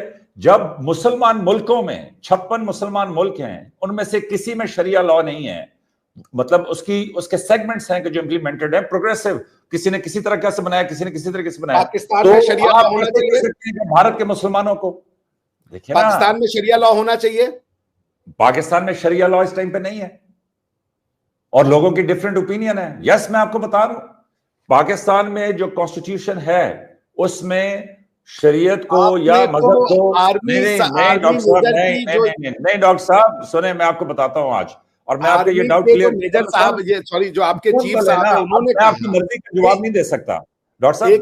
मैं जी 1 मिनट लूंगा बस। आर्मी के जनरल साहब ने कहा कि हम 2 नेशन हैं, हमारा रिलीजन अलग है, हमारी लॉज अलग है, हमारा ट्रेडिशन अलग है, हमारा कल्चर अलग है, सब अलग। तो कैसे अलग हुआ अगर आपको लॉज ही नहीं मिल रहे? अभी सुने डॉक्टर साहब, पहली बात, हम शरीयत से रहनुमाई लेते हैं और लेने के बाद सऊदीया का अपना कानून है, यूएई का अपना कानून है, मतलब ये नाइजीरिया, सुन तो लेना डॉक्टर साहब, ये बड़ी मुश्किल बात है जो आपको समझनी होगी। नाइजीरिया का अपना कानून है, पाकिस्तान का अपना कानून है। बहुत सारे लोग पाकिस्तान में ये भी कहेंगे कि जनाब 100% शरिया लॉ होना चाहिए, और जो दूसरे लोग हैं उनके साथ बहस करते हुए कहते हैं कि हुजूर सऊदी अरेबिया तो मतलब देखे ना, इस्लाम का आगाज सऊदी अरेबिया से हुआ, हुजूर सल्लल्लाहु अलैहि वसल्लम सऊदी अरेबिया आए, तो वहां पे क्या वो रहनुमाई लेके अपना उन्होंने आइन और अपनी वे ऑफ वर्किंग नहीं बनाई हुई? और क्या 1400 साल पहले जो बातें की हुई हैं उनको आज के जमाने के मुताबिक हमने तरतीब नहीं देना? तो शरिया से रहनुमाई लेना एक अलग बात है, और शरिया के ऊपर मतलब मैं कहूंगा कि जी उसका टीन बजाना जो है वो एक अलग बात है। अब 56 मुल्कों में नहीं है, तो हम हिंदुस्तान के मुसलमानों पे कैसे इल्जाम लगा दें कि जनाब हम तुले में हैं कि जी उनको शरिया लॉ लेके देंगे? और नंबर 2, ये नहीं है इसका मतलब कि शरिया लॉ गलत है, लेकिन शरिया लॉ से लोगों ने रहनुमाई लेके अपने अपने हिसाब से आज के मॉडर्न दौर में सारी बातें अपनी तरतीब दी हुई हैं। क्या वो मुसलमान नहीं है? वो सबके सब मुसलमान है। नंबर 2, आपका दूसरा सवाल क्या था? पाकिस्तान के लोगों को शरिया मिलना चाहिए। हाँ, अब आपने कहा कि जी डॉक्टर इसरार से, हाँ, अब आपने पाकिस्तान के लोगों को देखे ना, शरिया मिला हुआ है, जो चाहे प्रैक्टिस कर सकते हैं अपने मजहब को, अपने इस्लाम को, जिस तरीके से वो प्रैक्टिस करना चाहें। लेकिन बहुत सारे लोग हैं, उनकी ओपिनियन है कि जनाब ये बैंकिंग लॉज गलत हैं, बहुत सारे उन्होंने इस्लामिक बैंकिंग क्रिएट कर दी है। अब आपकी चॉइस है, आप जाके इंटरेस्ट बेस अपना अकाउंट बनाना चाहें या आप रिबा फ्री इस्लामिक बैंक में अपना अकाउंट बनाना चाहें। देखें, गवर्नमेंट ने दुनिया से भी मामलात करने हैं ना। अभी क्या आईएमएफ हमें कर्जा देगा या अमेरिका हमें कर्जा देगा या कोई और मुल्क देगा, तो क्या वो उसके ऊपर इंटरेस्ट नहीं लेगा? उसके मामलात अलग हैं, हमारे मामलात अलग हैं। तो पाकिस्तान में लोगों के पास ऑप्शन है कि इस्लामिक बैंकिंग करें, पाकिस्तान के लोगों के पास ऑप्शन है रिबा फ्री रखें, पाकिस्तान में लोगों के पास ऑप्शन है इंटरेस्ट पे रखें। फिर डॉक्टर साहब आगे भी तरतीब फर्क है। मिसाल, शिया स्कॉलर की एक और ओपिनियन है, सुन्नी स्कॉलर की एक और ओपिनियन है। तो मैं डॉक्टर साहब आपसे यह कहूंगा कि बरसगीर के मुसलमानों को, हिंदुस्तान के मुसलमानों को, जिस तरह आप कहते हैं ना कि जी पाकिस्तान में जो पाकिस्तानी हिंदू हैं उनके मामलात आइडियल नहीं है, जिस तरह मैं ऊंची आवाज में यह कहता हूं डॉक्टर साहब कि किसी हिंदू बेटी को, मैं उसको अपनी बेटी मानता हूं, जो पाकिस्तानी हिंदू बेटी है, किसी हिंदू बहन को, किसी हिंदू लड़की को या मर्द को या बेटे को जबरदस्ती जो कन्वर्ट करता है, मेरे हिसाब से वो इस्लाम से बाहर है। मैं एक छोटी बात नहीं कर रहा, मैं कह रहा हूं वो इस्लाम से ही बाहर है। इसी तरह डॉक्टर साहब आपको भी ये कहना चाहिए कि जो हिंदुस्तान के मुसलमान हैं, जो इंडिया भारत के मुसलमान हैं, उनकी हालत जो है वो बड़ी अदब के साथ, आप कह रहे थे ना कि जी रिजवान अहमद पाकिस्तान ये हिंदुस्तान में रहता है, मुझे बताएं कितने रिजवान अहमद फौज में है? आपकी गैर मामूली वो है। फौज में मुसलमान नहीं आएगा, एक भी भारतीय नौकरी में मुसलमान नहीं जाएगा, भारतीय जाएगा। मुसलमान होने के लिए कोई स्पेशल ट्रीटमेंट हम नहीं देंगे, वो आपका पर्सनल मैटर है, आपको अल्लाह को रखना है, मानिए। अगर आपने ले लिया इसका मतलब है कि आप जॉब क्लेम करेंगे, आप नौकरियां क्लेम करेंगे, आप जमीनें क्लेम करेंगे कि हमने अल्लाह को माना, माइनॉरिटी वो भारतीय क्यों नहीं बन रहा? क्लास में डिक्लेयर किया हुआ या नहीं किया हुआ मुसलमानों को? वो आपके यहाँ शिया और सुन्नी की लड़ाई हो रही है, तो हम क्या करें? आप खवारिज कर रहे हो मुसलमानों को, वो आपका पर्सनल मैटर है।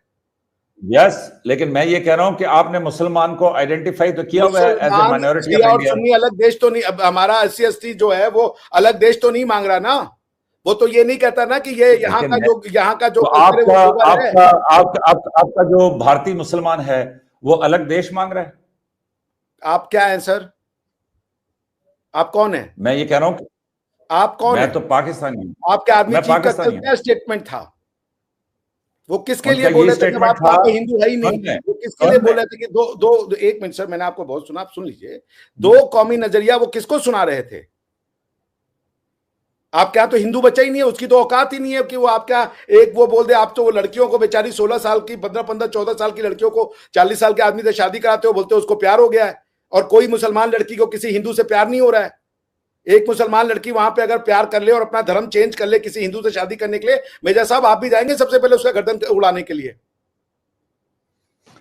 देखें, तो मुसलमान को आपके यहां पे पाकिस्तान में क्लियर कट सुन लीजिए, एक मुसलमान को आर्मी में नहीं आने देंगे, एक मुसलमान को फोर्सेज में नहीं जाने देंगे, सर्विसेज में नहीं जाने देंगे।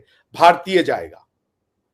उसका अल्लाह से रिश्ता क्या है? भगवान बुद्ध से है, भगवान श्री राम से है, उसका कोई नहीं है, इससे हमारा कोई मतलब नहीं है।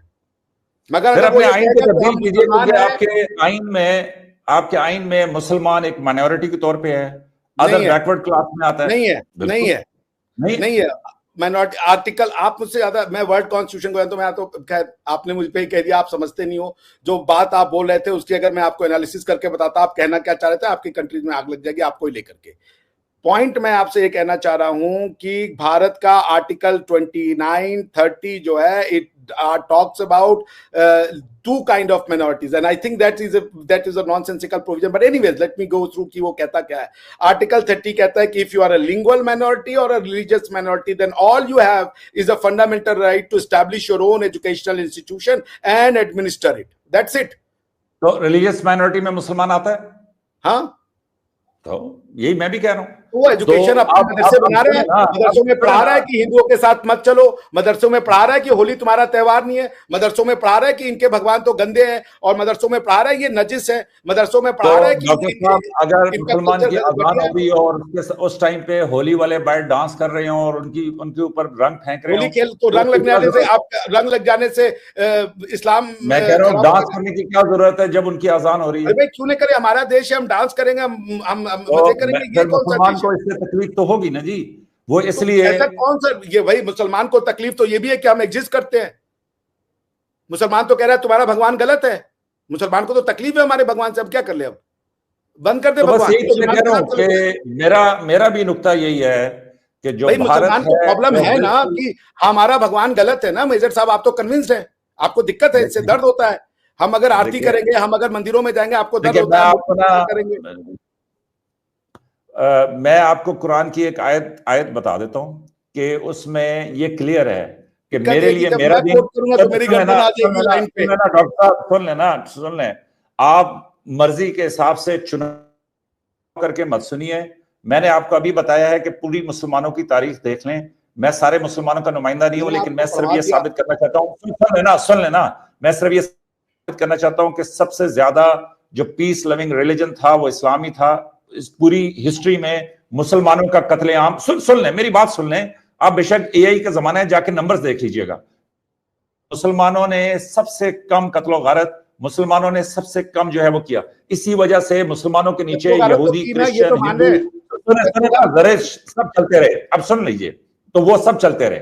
दूसरी बात कि ये जो आप कह रहे हैं ना कि जी मुसलमान, भाई कुरान में लिखा हुआ है कि मेरे लिए मेरा दीन, तुम्हारे लिए तुम्हारा दीन। अब तुम्हारा जो भी दीन है वो तुम्हारे लिए, लेकिन अगर मैं अपने दीन की बात कर रहा हूं और अपने दीन में मैं ये बता रहा हूं कि भाई मेरा दीन दूसरे से इस वजह से बेहतर है, ये तो हक है ना मुझे, ठीक।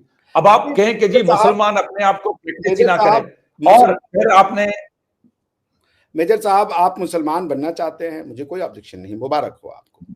आपकी जो अंडरस्टैंडिंग है, हर मुसलमान की अलग अलग अंडरस्टैंडिंग होती है। एक मुसलमान है जो ऑपरेशन बदर लड़ रहा है, एक मुसलमान ऑपरेशन खंदक लड़ रहा है। ये आप डिसाइड कीजिए कौन सा मुसलमान सही है। जब आप अपने बीच में डिसाइड कर लेंगे, उसके बाद मुझे बताइएगा कि इस्लाम क्या है। क्वेश्चन नंबर 2, पॉइंट नंबर 2, इस्लाम ने सबसे ज्यादा कत्लो-गारत नहीं की, चलिए मान लेते हैं, कम कत्लो-गारत की। भारत का हिंदू ने एक कत्लो-गारत नहीं की, रिलीजन के नाम पे, ना किसी और नाम पे। तो हमें मत बताइए आपके अब्राहमिक फेथ में क्या होता है। 1 लाख कश्मीरी आपने मारे हैं, वो मेरे पास तो नहीं रिकॉर्डेड, वो तो पूरी दुनिया के पास रिकॉर्डेड है। आप कह रहे हैं कि हमने ना मजहब के नाम पे मारे, ना पैसे मारे। 1 लाख कश्मीरी आपने नहीं मारे। वो हम मर जाए उनके लिए, क्या करें? देखें, जब आप एक तरफ दावा कश्मीर को इस्लाम बना दें, कश्मीर को मुसलमान बना दें, मैंने अभी आपको बता दिया कि आपने 1 लाख को इस्लाम बना दें, यूपी को इस्लामिक बना दें, मध्य प्रदेश को इस्लामिक बना दें, तमिलनाडु को इस्लामिक बना दें। इस्लामिक ना बनाएं, लेकिन यूपी के अंदर आपने भारत को तोड़ के इस्लामिक नाम से आप चले गए। आपने इस्लाम की कौन सी सेवा कर दी? वहां पे शेड्यूल कास्ट को रिजर्व कौन सी सेवा कर दी? ईरान और इराक का वॉर क्यों हुआ? अफगानिस्तान पाकिस्तान क्यों लड़ रहा है? बीएलए क्या है? पश्तून तहफ्फुज मूवमेंट क्या है? ये भारत रॉ करवा रही है कि ये जो दहशतगर्दी है, इसके पीछे वर्दी है, ये हम लिखवा रहे हैं। बिल्कुल बिल्कुल। तो अगर आप इससे कन्विंस्ड हैं, तो मैं आपसे फिर कहूंगा कि आप एक ऐसी नैरेटिव की लड़ाई लड़ रहे हैं कर्नल साहब, मेजर साहब समझ कीजिएगा।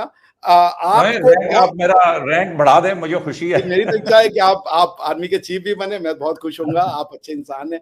मैं आपसे फिर कहूंगा मेजर साहब कि आप जिस जिस लड़ाई को लड़ रहे हैं, आपको बहुत सारे अशोक चतुर्वेदी, अभिषेक और मैं आपको नहीं, मैं अभी प्रोग्राम बहुत लंबा हो गया, लेकिन मैं आपको आखिरी बात ये करूंगा, हम इस पे बेशक कंटिन्यू कर लेंगे, लेकिन डॉक्टर साहब मैं सिर्फ जो तवज्जो दिलाना चाहता हूं वो ये दिलाना चाहता हूं कि ये एक हकीकत है कि मुसलमान को लेबल किया जाता है। नंबर 1, ये एक हकीकत है कि शरिया का लफ्ज बोल के मुसलमान को डार्क पेश किया जाता है।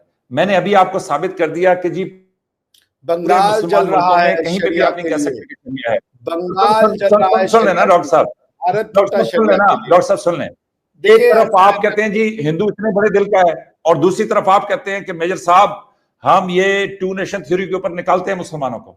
डॉक्टर साहब फिर ये दोनों बातें नहीं चलती। तो मुसलमान कह रहे हैं ना कि हम तुम में से नहीं हैं। कुरान कहता है ना कि जहां तुम माइनॉरिटी में हो वहां से चले जाओ। जब दारुल इस्लाम में रहने का हमने दिया हुआ है उसको टीचिंग। वो किसी के साथ नहीं रहना चाहता भाई, वो घेटो बना लेता है। वो भाई मेरा एक दोस्त पाकिस्तानी मुसलमान था, वो उसको हैम्बर्ग में एक हिंदुस्तानी मुसलमान ने कहा कि यार कहाँ पे रहते हो? मैं सिर्फ मुसलमानों के साथ रहना चाहता हूँ। भाई होश के नाखून लीजिए, जग जाइए, सेक्युलरिज्म की तरफ जाइए, ह्यूमैनिटी की तरफ जाइए, पर्सनल रिलेशन बनाइए। कोई दुनिया में इंटरेस्टेड नहीं है कि मुसलमान आप हैं या नहीं है, लेकिन आप तो जतवाना चाहते हो। आप तो सलवार हमें स्पेशल ट्रीटमेंट दो। आप इसको क्यों नहीं वो मुसलमान महरूम हैं। आपके अपने जस्टिस साचार की रिपोर्ट थी जिसमें उन्होंने ये कहा था कि मुस्लिम्स आर ऑप्रेस्ड, और उन्होंने ये कहा था कि हिंदुस्तान में दलित से भी ज्यादा बुरी राजनीति को आप मुझसे ज्यादा नहीं समझते। भारत की राजनीति आप तो फिर आप क्या कर रहे हो? आप तो अपने मुसलमानों को, हम तो फिर भी उनको मुसलमान कह रहे हैं, आप तो कह रहे हो खवारिज हैं वो। आप उनको दहशतगर्द बता रहे हो। क्या मुसलमान दहशतगर्द होता है? वो क्या चंद एक मुसलमान, हैं, आपने खवारिज चंद उनको एक हैं। दहशतगर्दी के नाम पे किया ना, एक इंटरप्रिटेशन। हमने तो खवारिज नहीं किया, हम तो ये कह के होका में आप क्या कर रहे हो अपने मुसलमानों के साथ मेजर साहब। जी इराक ने, वो ईरान में कितने दहशतगर्द हैं। मुसलमानों को मारा, सऊदिया ने कितने यमनियों को मार दिया।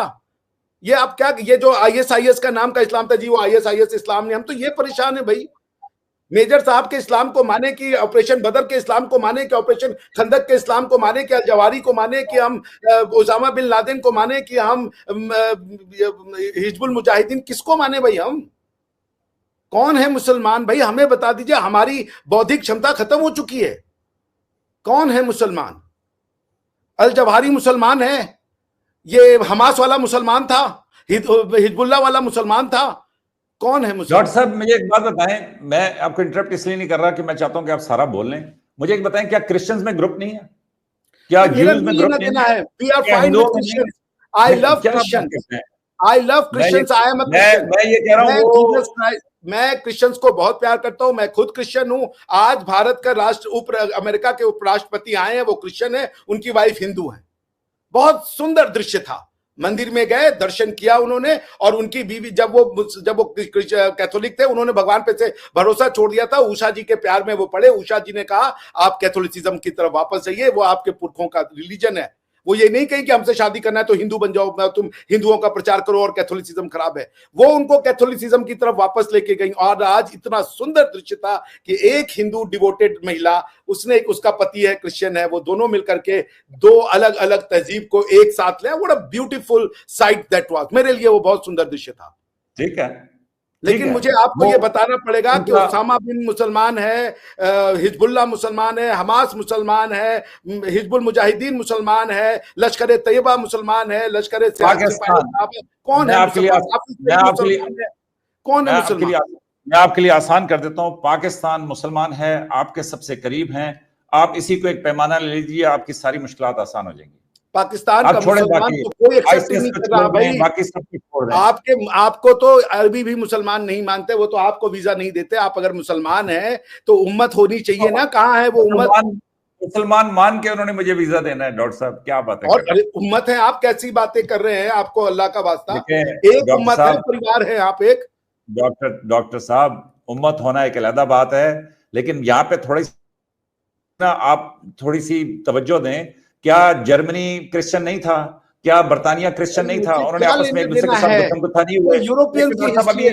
ये अब मैं इस तरह की जज्बाती बातों का क्या जवाब दूं अरे भाई वाई, कि जी आपको हम वीजा नहीं क्यों देते यूरोप से इसलिए वो आपको कन्वर्ट, मुसलमान भैया नहीं हम मानते? क्या यूरोप क्या से क्या? जर्मनी ने, क्या मैं ये कह रहा हूं कि क्या रोमानिया ने और बाकियों ने आपस में जंग नहीं की?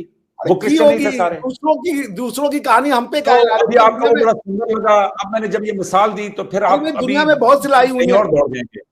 क्या क्या युगांडा की लड़ाई इथियोपिया में नहीं हुई क्या? तो हुतियों ने तुत्सी तो, को नहीं मारा क्या? तो, साउथ अफ्रीकन तो ने जो है वो यस, गोरों ने वो नहीं किया होगा? ये हमसे आपकी क्या बातों मतलब का है? जवाब है हमारे कि यहाँ के, आप हमारे देखिए, यहाँ नहीं आप सुने ना, आप सुने ना, क्या हिंदुस्तान में सिखों की और हिंदुओं की लड़ाई नहीं हुई? क्या हिंदुओं की नहीं हुई आपस है, में लड़ाई नहीं हुई? नहीं हुई है क्या सिखों की, क्या नहीं सिखों की लड़ाई। खालिस्तान पॉलिटिकल डिमांड थी, सिखों और हिंदुओं की लड़ाई नहीं हुई। मैं ही सिख हूं भाई, मेरे गुरु हैं वो, मैं उनके कर मैं वो ये कह रहा हूं कि वो इसलिए कि वो वो बेचारे आपके पास खालिस्तान की एक लड़ाई वोट है या हैं। सिखिज्म की लड़ाई है? आपको एक मुसलमान से मिनट, ज्यादा तकलीफ इसलिए है कि मुसलमान आपके पास 20% हैं। आप उसको किसी तरीके से काबू करना चाहते हैं, लेकिन मुसलमान की एक खूबी है कि जब आप मुसलमान हो जाएं तो आप तमाम दुनिया में बराबर हो जाते हैं। और मुसलमान के अंदर मुसलमान जो खुद को ही मेन मार रहा। प्रॉब्लम आप है ना तो पहले डॉक्टर खुद को साहब, मेन खवारिज जो करना प्रॉब्लम है बंद डॉक्टर कीजिए। साहब, पहले वो अपने मुसलमान जो है वो झुकता नहीं है सिवाय एक खुदा ताला के ना झुके सामने। भाई, हम और कौन सा झुका ये रहे हैं? सुन डॉक्टर साहब, यही एक बुनियादी आजादी है जो इस्लाम देता है मेरी समझ के मुताबिक। और इसी वजह से मुसलमान जो है वो झुकता नहीं है। और उस वजह से फिर अभी जो आपका सारा सारा जो आपकी बातचीत है उसमें यह है कि भाई वो नीचे नहीं लगते, और ये उनका रहेगा आपका प्रॉब्लम। कहां वो से आपने इसलिए क्यों नीचे क्यों लगना भाई? मैं मुसलमान मेरे, इसलिए इसलिए डॉक्टर साहब, इसलिए एक मिनट, एक मिनट, यूपी नहीं की जब मेजर आप बात साहब, करते हैं, आप यूपी में नहीं नहीं, मैं 50% से सॉरी, ज्यादा आप मुझ मुसलमान पे है। ये इल्जाम आप नहीं वहां लगा पे सकते रिजर्व सीट देते मेजर हैं साहब। शेड्यूल मैं ये कास्ट को। मुसलमान, ये कहां से आप ले आए कि मुसलमान नीचे नहीं लगते? नीचे नहीं लगने का लगते, मतलब आप ऊपर बैठ के रहेंगे? यस, नहीं वो अपनी आजादी मांगता तो है, भैया वो आपका झुकता नहीं फासिज्म है, हमें आपका फासिज्म नहीं नहीं, चाहिए, हम ना आपको ऊपर नहीं आने फैसिज्म, देंगे। वाह वाह डॉक्टर साहब, आप करें तो वो खुला दिल है, क्या किया वो हमने? रोशन ख्याली है। हमारी हम टीचिंग करें क्या तो ये है? फाशिज्म हम है। क्या डॉक्टर कह साहब रहे हैं? फाशिज्म हमारी का मतलब टीचिंग समझते क्या हैं है? आप? मुझे भाई नहीं, मेजर फाशिज्म साहब, का मतलब समझते हैं आप? डॉक्टर साहब आप कहते हैं, आप अपने नाम के साथ डॉक्टर लगाते हैं, फाशिज्म का मतलब समझते हैं? हाँ, फाशिज्म का मतलब सुपीरियरिटी। ये है, आपके एक मिनट, आपके नहीं, आर्मी के और भी नहीं, आपके आर्मी के नो चीफ ने नो कहा हमारा नो कल्चर सुपीरियर नो है। डॉक्टर साहब, फाशिज्म का मतलब ये है कि सिर्फ मैं, मेरे अलावा कोई नहीं। यही आप कह रहे हो। फाशिज्म का मतलब सिर्फ ये आप यही कह रहे हो कि कैसे हम सिर्फ सही हैं, बाकी गलत कैसे है। कैसे अल्लाह के कैसे अलावा कोई डॉक्टर माबूद साहब, नहीं इस है, लिहाज से यही तो है। फिर हिंदू जो अरे है आप कह रहे आपकी हो कि बातें अल्लाह के अलावा कोई माबूद नहीं है, डॉक्टर साहब, सिर्फ इस लिहाज मैं। से आपकी आपने बातें कहा कि फाशिज्म मेरा है। कल्चर सुपीरियर है, साहब, सिर्फ मैं। मैं अभी भाई देखें, मैंने मेजर आपको अभी साहब, कहा है आप कि अल्लाह एआई का का, वास्ता ना डॉक्टर करें साहब ऐसा मैंने भाई। आपको अभी कहा है कि एआई का जमाना है, टाइप कर लें, मुसलमानों के अरे जुल्म भाई सबसे एआई ने कम है। क्या नॉलेज क्रिएट करना है? एआई ने जो एग्जिस्टिंग नॉलेज है उसको कोलेट करना है भाई, ऐसा यस, ना। एग्जिस्टिंग नॉलेज को आप पढ़ें, आपको पता चलेगा मैं कि पढ़ के मुसलमान सबसे ज्यादा इस्लामी हुक्मरान मैंने थे। आपको किताब दिखा दी। मुसलमानों में फाशिज्म बिल्कुल नहीं है, मुसलमान सोच में ही फाशिज्म नहीं है। आपके लेकिन ये जो आर्मी आप के बातें चीफ ने कर रहे कहा हैं कि ना, ये हमारा फाशिज्म कल्चर है। डॉक्टर साहब, सुपीरियर बड़े है। अदब के साथ, मैं ये मैं इतनी सख्त आपसे बात हाथ जोड़ कहना के नहीं कह रहा चाहता हूँ, था, आपकी लेकिन आर्मी आप ये के कह चीफ रहे हैं ने। कि जनाब हिंदुत्व राज, हिंदू धर्म, हिंदू स्टेट, हिंदू सब कुछ, तो ये फाशिज्म है डॉक्टर हाँ तो साहब। रहेगा ना भाई, हमारा हमारे घर में हमारा रहेगा, यस, हम आपका क्यों तो रहे? ये फाशिज्म होता है, ये फाशिज्म अच्छा नहीं होता एक कि मैं अल्लाह है। अच्छा मुसलमान हूं, एक मिनट, अल्लाह एक मिनट, आप मुझे एक मिनट दे दीजिए। अल्लाह एक है, बाकी सब अल्लाह गलत, बाकी सब भगवान गलत है, फासिज्म नहीं है। हमारा कल्चर हिंदुओं से सुपीरियर है, फासिज्म नहीं है। और हम कह रहे हैं एकम सत बहुधा विप्रा वदंती की सब किसने कहा सत्य है, सुपीरियर है? वो किसने हम कहा फासिस्ट हो सुपीरियर गए। है? वो देखें, आप अपनी अरे भाई मर्जी की क्या डेफिनेशन डाल आपने गए। अगर झूठ बोल देना मैंने मान लेना है? नो नो नो नो हमारी नो नो टीचिंग में नो कहाँ नो नो दिखाया नो कि हम नो सुपीरियर है? नो नो, नहीं डॉक्टर मैं नहीं, आपकी टीचिंग आपको कोट कर रहा हूँ। बराए मेहरबानी मैंने कहा है, ला मैंने आपसे ये कहा है इलाहा कि आप गलत वीडियो। इल्लल्लाह में आप विश्वास करते हैं यस या नहीं करते? यस, अल्लाह के सिवा तो कोई मेरा माबूद भगवान नहीं। झूठा है या नहीं है? यस, इसमें मैं कहाँ अल्लाह में लिखा नहीं हुआ है कि मानता, आपका भगवान झूठा है? मैं नहीं, अल्लाह ला में नहीं इलाहा मानता, इल्लल्लाह में। डॉक्टर साहब प्लीज मैं अल्लाह ट्रांसलेट में करके नहीं देख लें मानता। मेरा भगवान झूठा है या सच्चा है, बता दीजिए। यार। सुन लें डॉक्टर साहब, इसकी ट्रांसलेशन कर लें। ला इलाहा इल्लल्लाह का मतलब है कि मेरे अल्लाह के अलावा मेरे लिए कोई माबूद नहीं है। तो बस ठीक, बात मैं खत्म। उसके अलावा किसी की इबादत नहीं करता। इसकी बस बात लिटरल खत्म। ट्रांसलेशन कर लें और मुझे उसमें समझाएं कि कहां पे लिखा हुआ है कि बाकी सबको जो है ना वो तो आप मेरा वो वाला तो करके कहता देखें। है, तो मेरी सुन टीचिंग लेना, कहती है एकम सत बहुधा सुन विप्रा लें, वदंती वो आपकी कि टीचिंग सब कहती है सत्य है। डॉक्टर। तो डॉक्टर साहब, मेरी सही, आप कह डॉक्टर रहे साहब कि सुन लें, डॉक्टर साहब सुन लें। अभी शरिया के ऊपर आज मैंने आपको क्लियर किया कि किसी मुसलमान मुल्क के अंदर शरिया नहीं है, उससे रहनुमाई है। अगर कोई हो भी तो बड़ी अच्छी बात है। लेकिन दूसरा मैं आपको क्लियर कर दूं, मुसलमान तमाम मज़ाहिब का अदब करते हैं। अरे भाई मैं तो बहुत छोटा मुसलमान हूं। हुजूर सल्लल्लाहु अलैहि वसल्लम जब खुद पैगंबर कायनात दुनिया में मौजूद थे तो हिंदू भी मदीना में रहते थे, आग की इबादत करने वाले भी रहते थे, लादीन भी रहते थे। हुजूर सल्लल्लाहु अलैहि वसल्लम ने खुद ये कभी नहीं कहा कि जी मार दो सारों को, उड़ा के रख दो। तो मैं कैसे कह सकता हूं? तो बड़ी वही, माजरत के तो साथ कौन डॉक्टर कन्वर्ट साहब, हुआ? कौन आप मुसलमान बना? हिंदुत्व राज कायम करने के आपने लिए किसी को नफरत की मारा आग नहीं, भड़काना लोग चाहते हैं, मुसलमान तो वो एक बन गए। अलग मकसद है। लड़ाइयां नहीं लेकिन लड़ी गई, यहूदियों को नहीं कन्वर्ट किया गया। कैसी बातें कर रहे हैं आप मेजर साहब? मैं आपकी जज्बाती बातों का डॉक्टर साहब क्या जवाब दूं? मैंने अभी आपको कहा है कि क्या यूरोप में क्रिश्चियन आपस में एक दूसरे को उन्होंने यूरोप कत्ल में नहीं क्या किया? हुआ? 10-10 मुझसे लाख, क्यों जोड़ 20-20 रहे लाख हैं? लोग मार दिए। आप बैठ के 10-10 क्रिश्चियनों साल से उन्होंने बात करें जंगें ना। की। अभी दूसरी जंग अभी अजीम आप में क्या क्रिश्चियनों उन्होंने से कत्ल बात नहीं करें, किया? मेरा क्या लेना देना क्या उनसे? आप आप बात कर रहे हैं? क्या हम गए अरबों को मुझे कन्वर्ट थोड़ा करने? सा, मैं आपको क्या बात हम बताऊं। अरबों को कन्वर्ट अच्छा, करने गए मेजर साहब? हमने तो नहीं कहा कि हमारा अपना भगवान छोड़ो, हमारे भगवान को मानो। अब क्रिश्चियनों ने क्या किया, मैं ये हुजूरों ने कह रहा क्या हूं कि किया, इसके तुर्कियों ने ऊपर क्या अलहदा किया? से नोटिस रख लें। मेरा ख्याल में आज डॉक्टर साहब के काफी सारे ख्याल जो हैं वो क्लियर हो गए होंगे। ला इलाहा बिल्कुल इल्लल्लाह का आपकी सारी प्लीज बात गूगल मैंने मान ली। ट्रांसलेशन कर अशोक लें, चतुर्वेदी जी कोई लॉ ट्रांसलेटर के ले लें एजेंट है, और हमने उसमें मान मुझे लिया। दिखाएं कि कहां पे लिखा हुआ है कि बाकी सब गलत। भाई हजूर सल्लल्लाहु अलैहि वसल्लम के अपने जमाने आप में, नहीं कहते लेकिन सब गलत है? यस ये जरूर है। आप नहीं कहते सब गलत है? क्या अल्लाह ने नहीं कहा कि सबसे जो मेरे अली एक ही दीन है जो सही है वो है इस्लाम, बाकी गलत है? ये कैसी बातें कर रहे हैं देख आप? ला इलाहा का मतलब होता है देखे डॉक्टर साहब, डॉक्टर साहब आधी तशरीह आप हमारी डालते हैं, बाकी आधी तशरीह आप अपनी मर्जी की डालते हैं। नहीं तो भैया, ये हम सब मुनासिब नहीं आपकी है। डालते हैं, मैं हमारी इसके तो ऊपर तस्वीर नहीं है। मैं कहता हूँ जी इसके ऊपर ये रिबाहा अलहदा से प्रोग्राम रख लें। नहीं, आप डॉक्टर साहब को हमें बड़े अच्छे तरीके से ये समझाने की जरूरत है। मानना इन्होंने नहीं है, मानना नहीं है वो एक अलहदा बात है, अब वो लेकिन तो यह है कि उसमें उनको कम से कम एक हमें तो नया हिदायत ख्याल अल्लाह ही जरूर देगा, आप तो दे नहीं सकते। उसमें लिखा वही गुमराह करता है, ठीक है ना? तो वो सब देखिए हाँ ऐसा है, हम तो नहीं मानेंगे, वो सच है, ये तो सच है ताउम्र। हाँ, ये पॉइंट चलो ये अच्छी बात है। ये देखें पॉइंट ये रिबा, है, एक पॉइंट मेरा एक और नुक्ता साबित हो गया कि डॉक्टर साहब ने कहा हम नहीं मानेंगे। हाँ, हम नहीं मानते कि ला इलाहा इल्लल्लाह, हम नहीं मानते। हम कहते हैं सब गॉड है, सब अच्छे हैं, सब सही है। हम ला इलाहा इल्लल्लाह नहीं ला मानते। इलाहा, मैं रिबाहा कहूंगा कि इस पे अलग प्रोग्राम रख लेते हैं। 1 ठीक है। घंटा 13 मिनट हो गए हैं। हाँ, और इस पे दूसरा ये प्रोग्राम है रख कि लेते जी हैं, मुझे अभी फोन पे वो फोन आ ये रहे हैं। फिर वो कहेंगे कि मेजर जो है वो खाली कप पी रहा है, वाकई कप खाली हो गया। मुझे तो साथ थोड़ी सी ब्लैक कॉफी चाहिए होती है, वो इसलिए कि इतनी वो बातचीत के लिए। तो इसलिए बेशक रिबाहा, अब आप ओवर टू यू, अगर आप कंटिन्यू करना चाहती हैं तो फिर मुझे 2 मिनट दें कि मैं कॉफी ले नहीं आऊं। नहीं सर नहीं, अगर इसको नहीं, कब कल करते हैं, कल करेंगे या परसों का? जी बिल्कुल सर, इसको कंटिन्यू करेंगे और कल या परसों में इसको कंटिन्यू करते हैं। बहुत शुक्रिया मेजर साहब आपका, डॉक्टर साहब आपके वक्त का भी बहुत शुक्रिया। व्यूवर्स शुक्रिया अपनी डॉक्टर। कीमती राय थैंक यू व्यूवर्स सर। अपनी कीमती राय का इजहार कमेंट सेक्शन में जरूर कीजिएगा और नेक्स्ट प्रोग्राम तक के लिए हमें दें इजाजत। Thank you so much.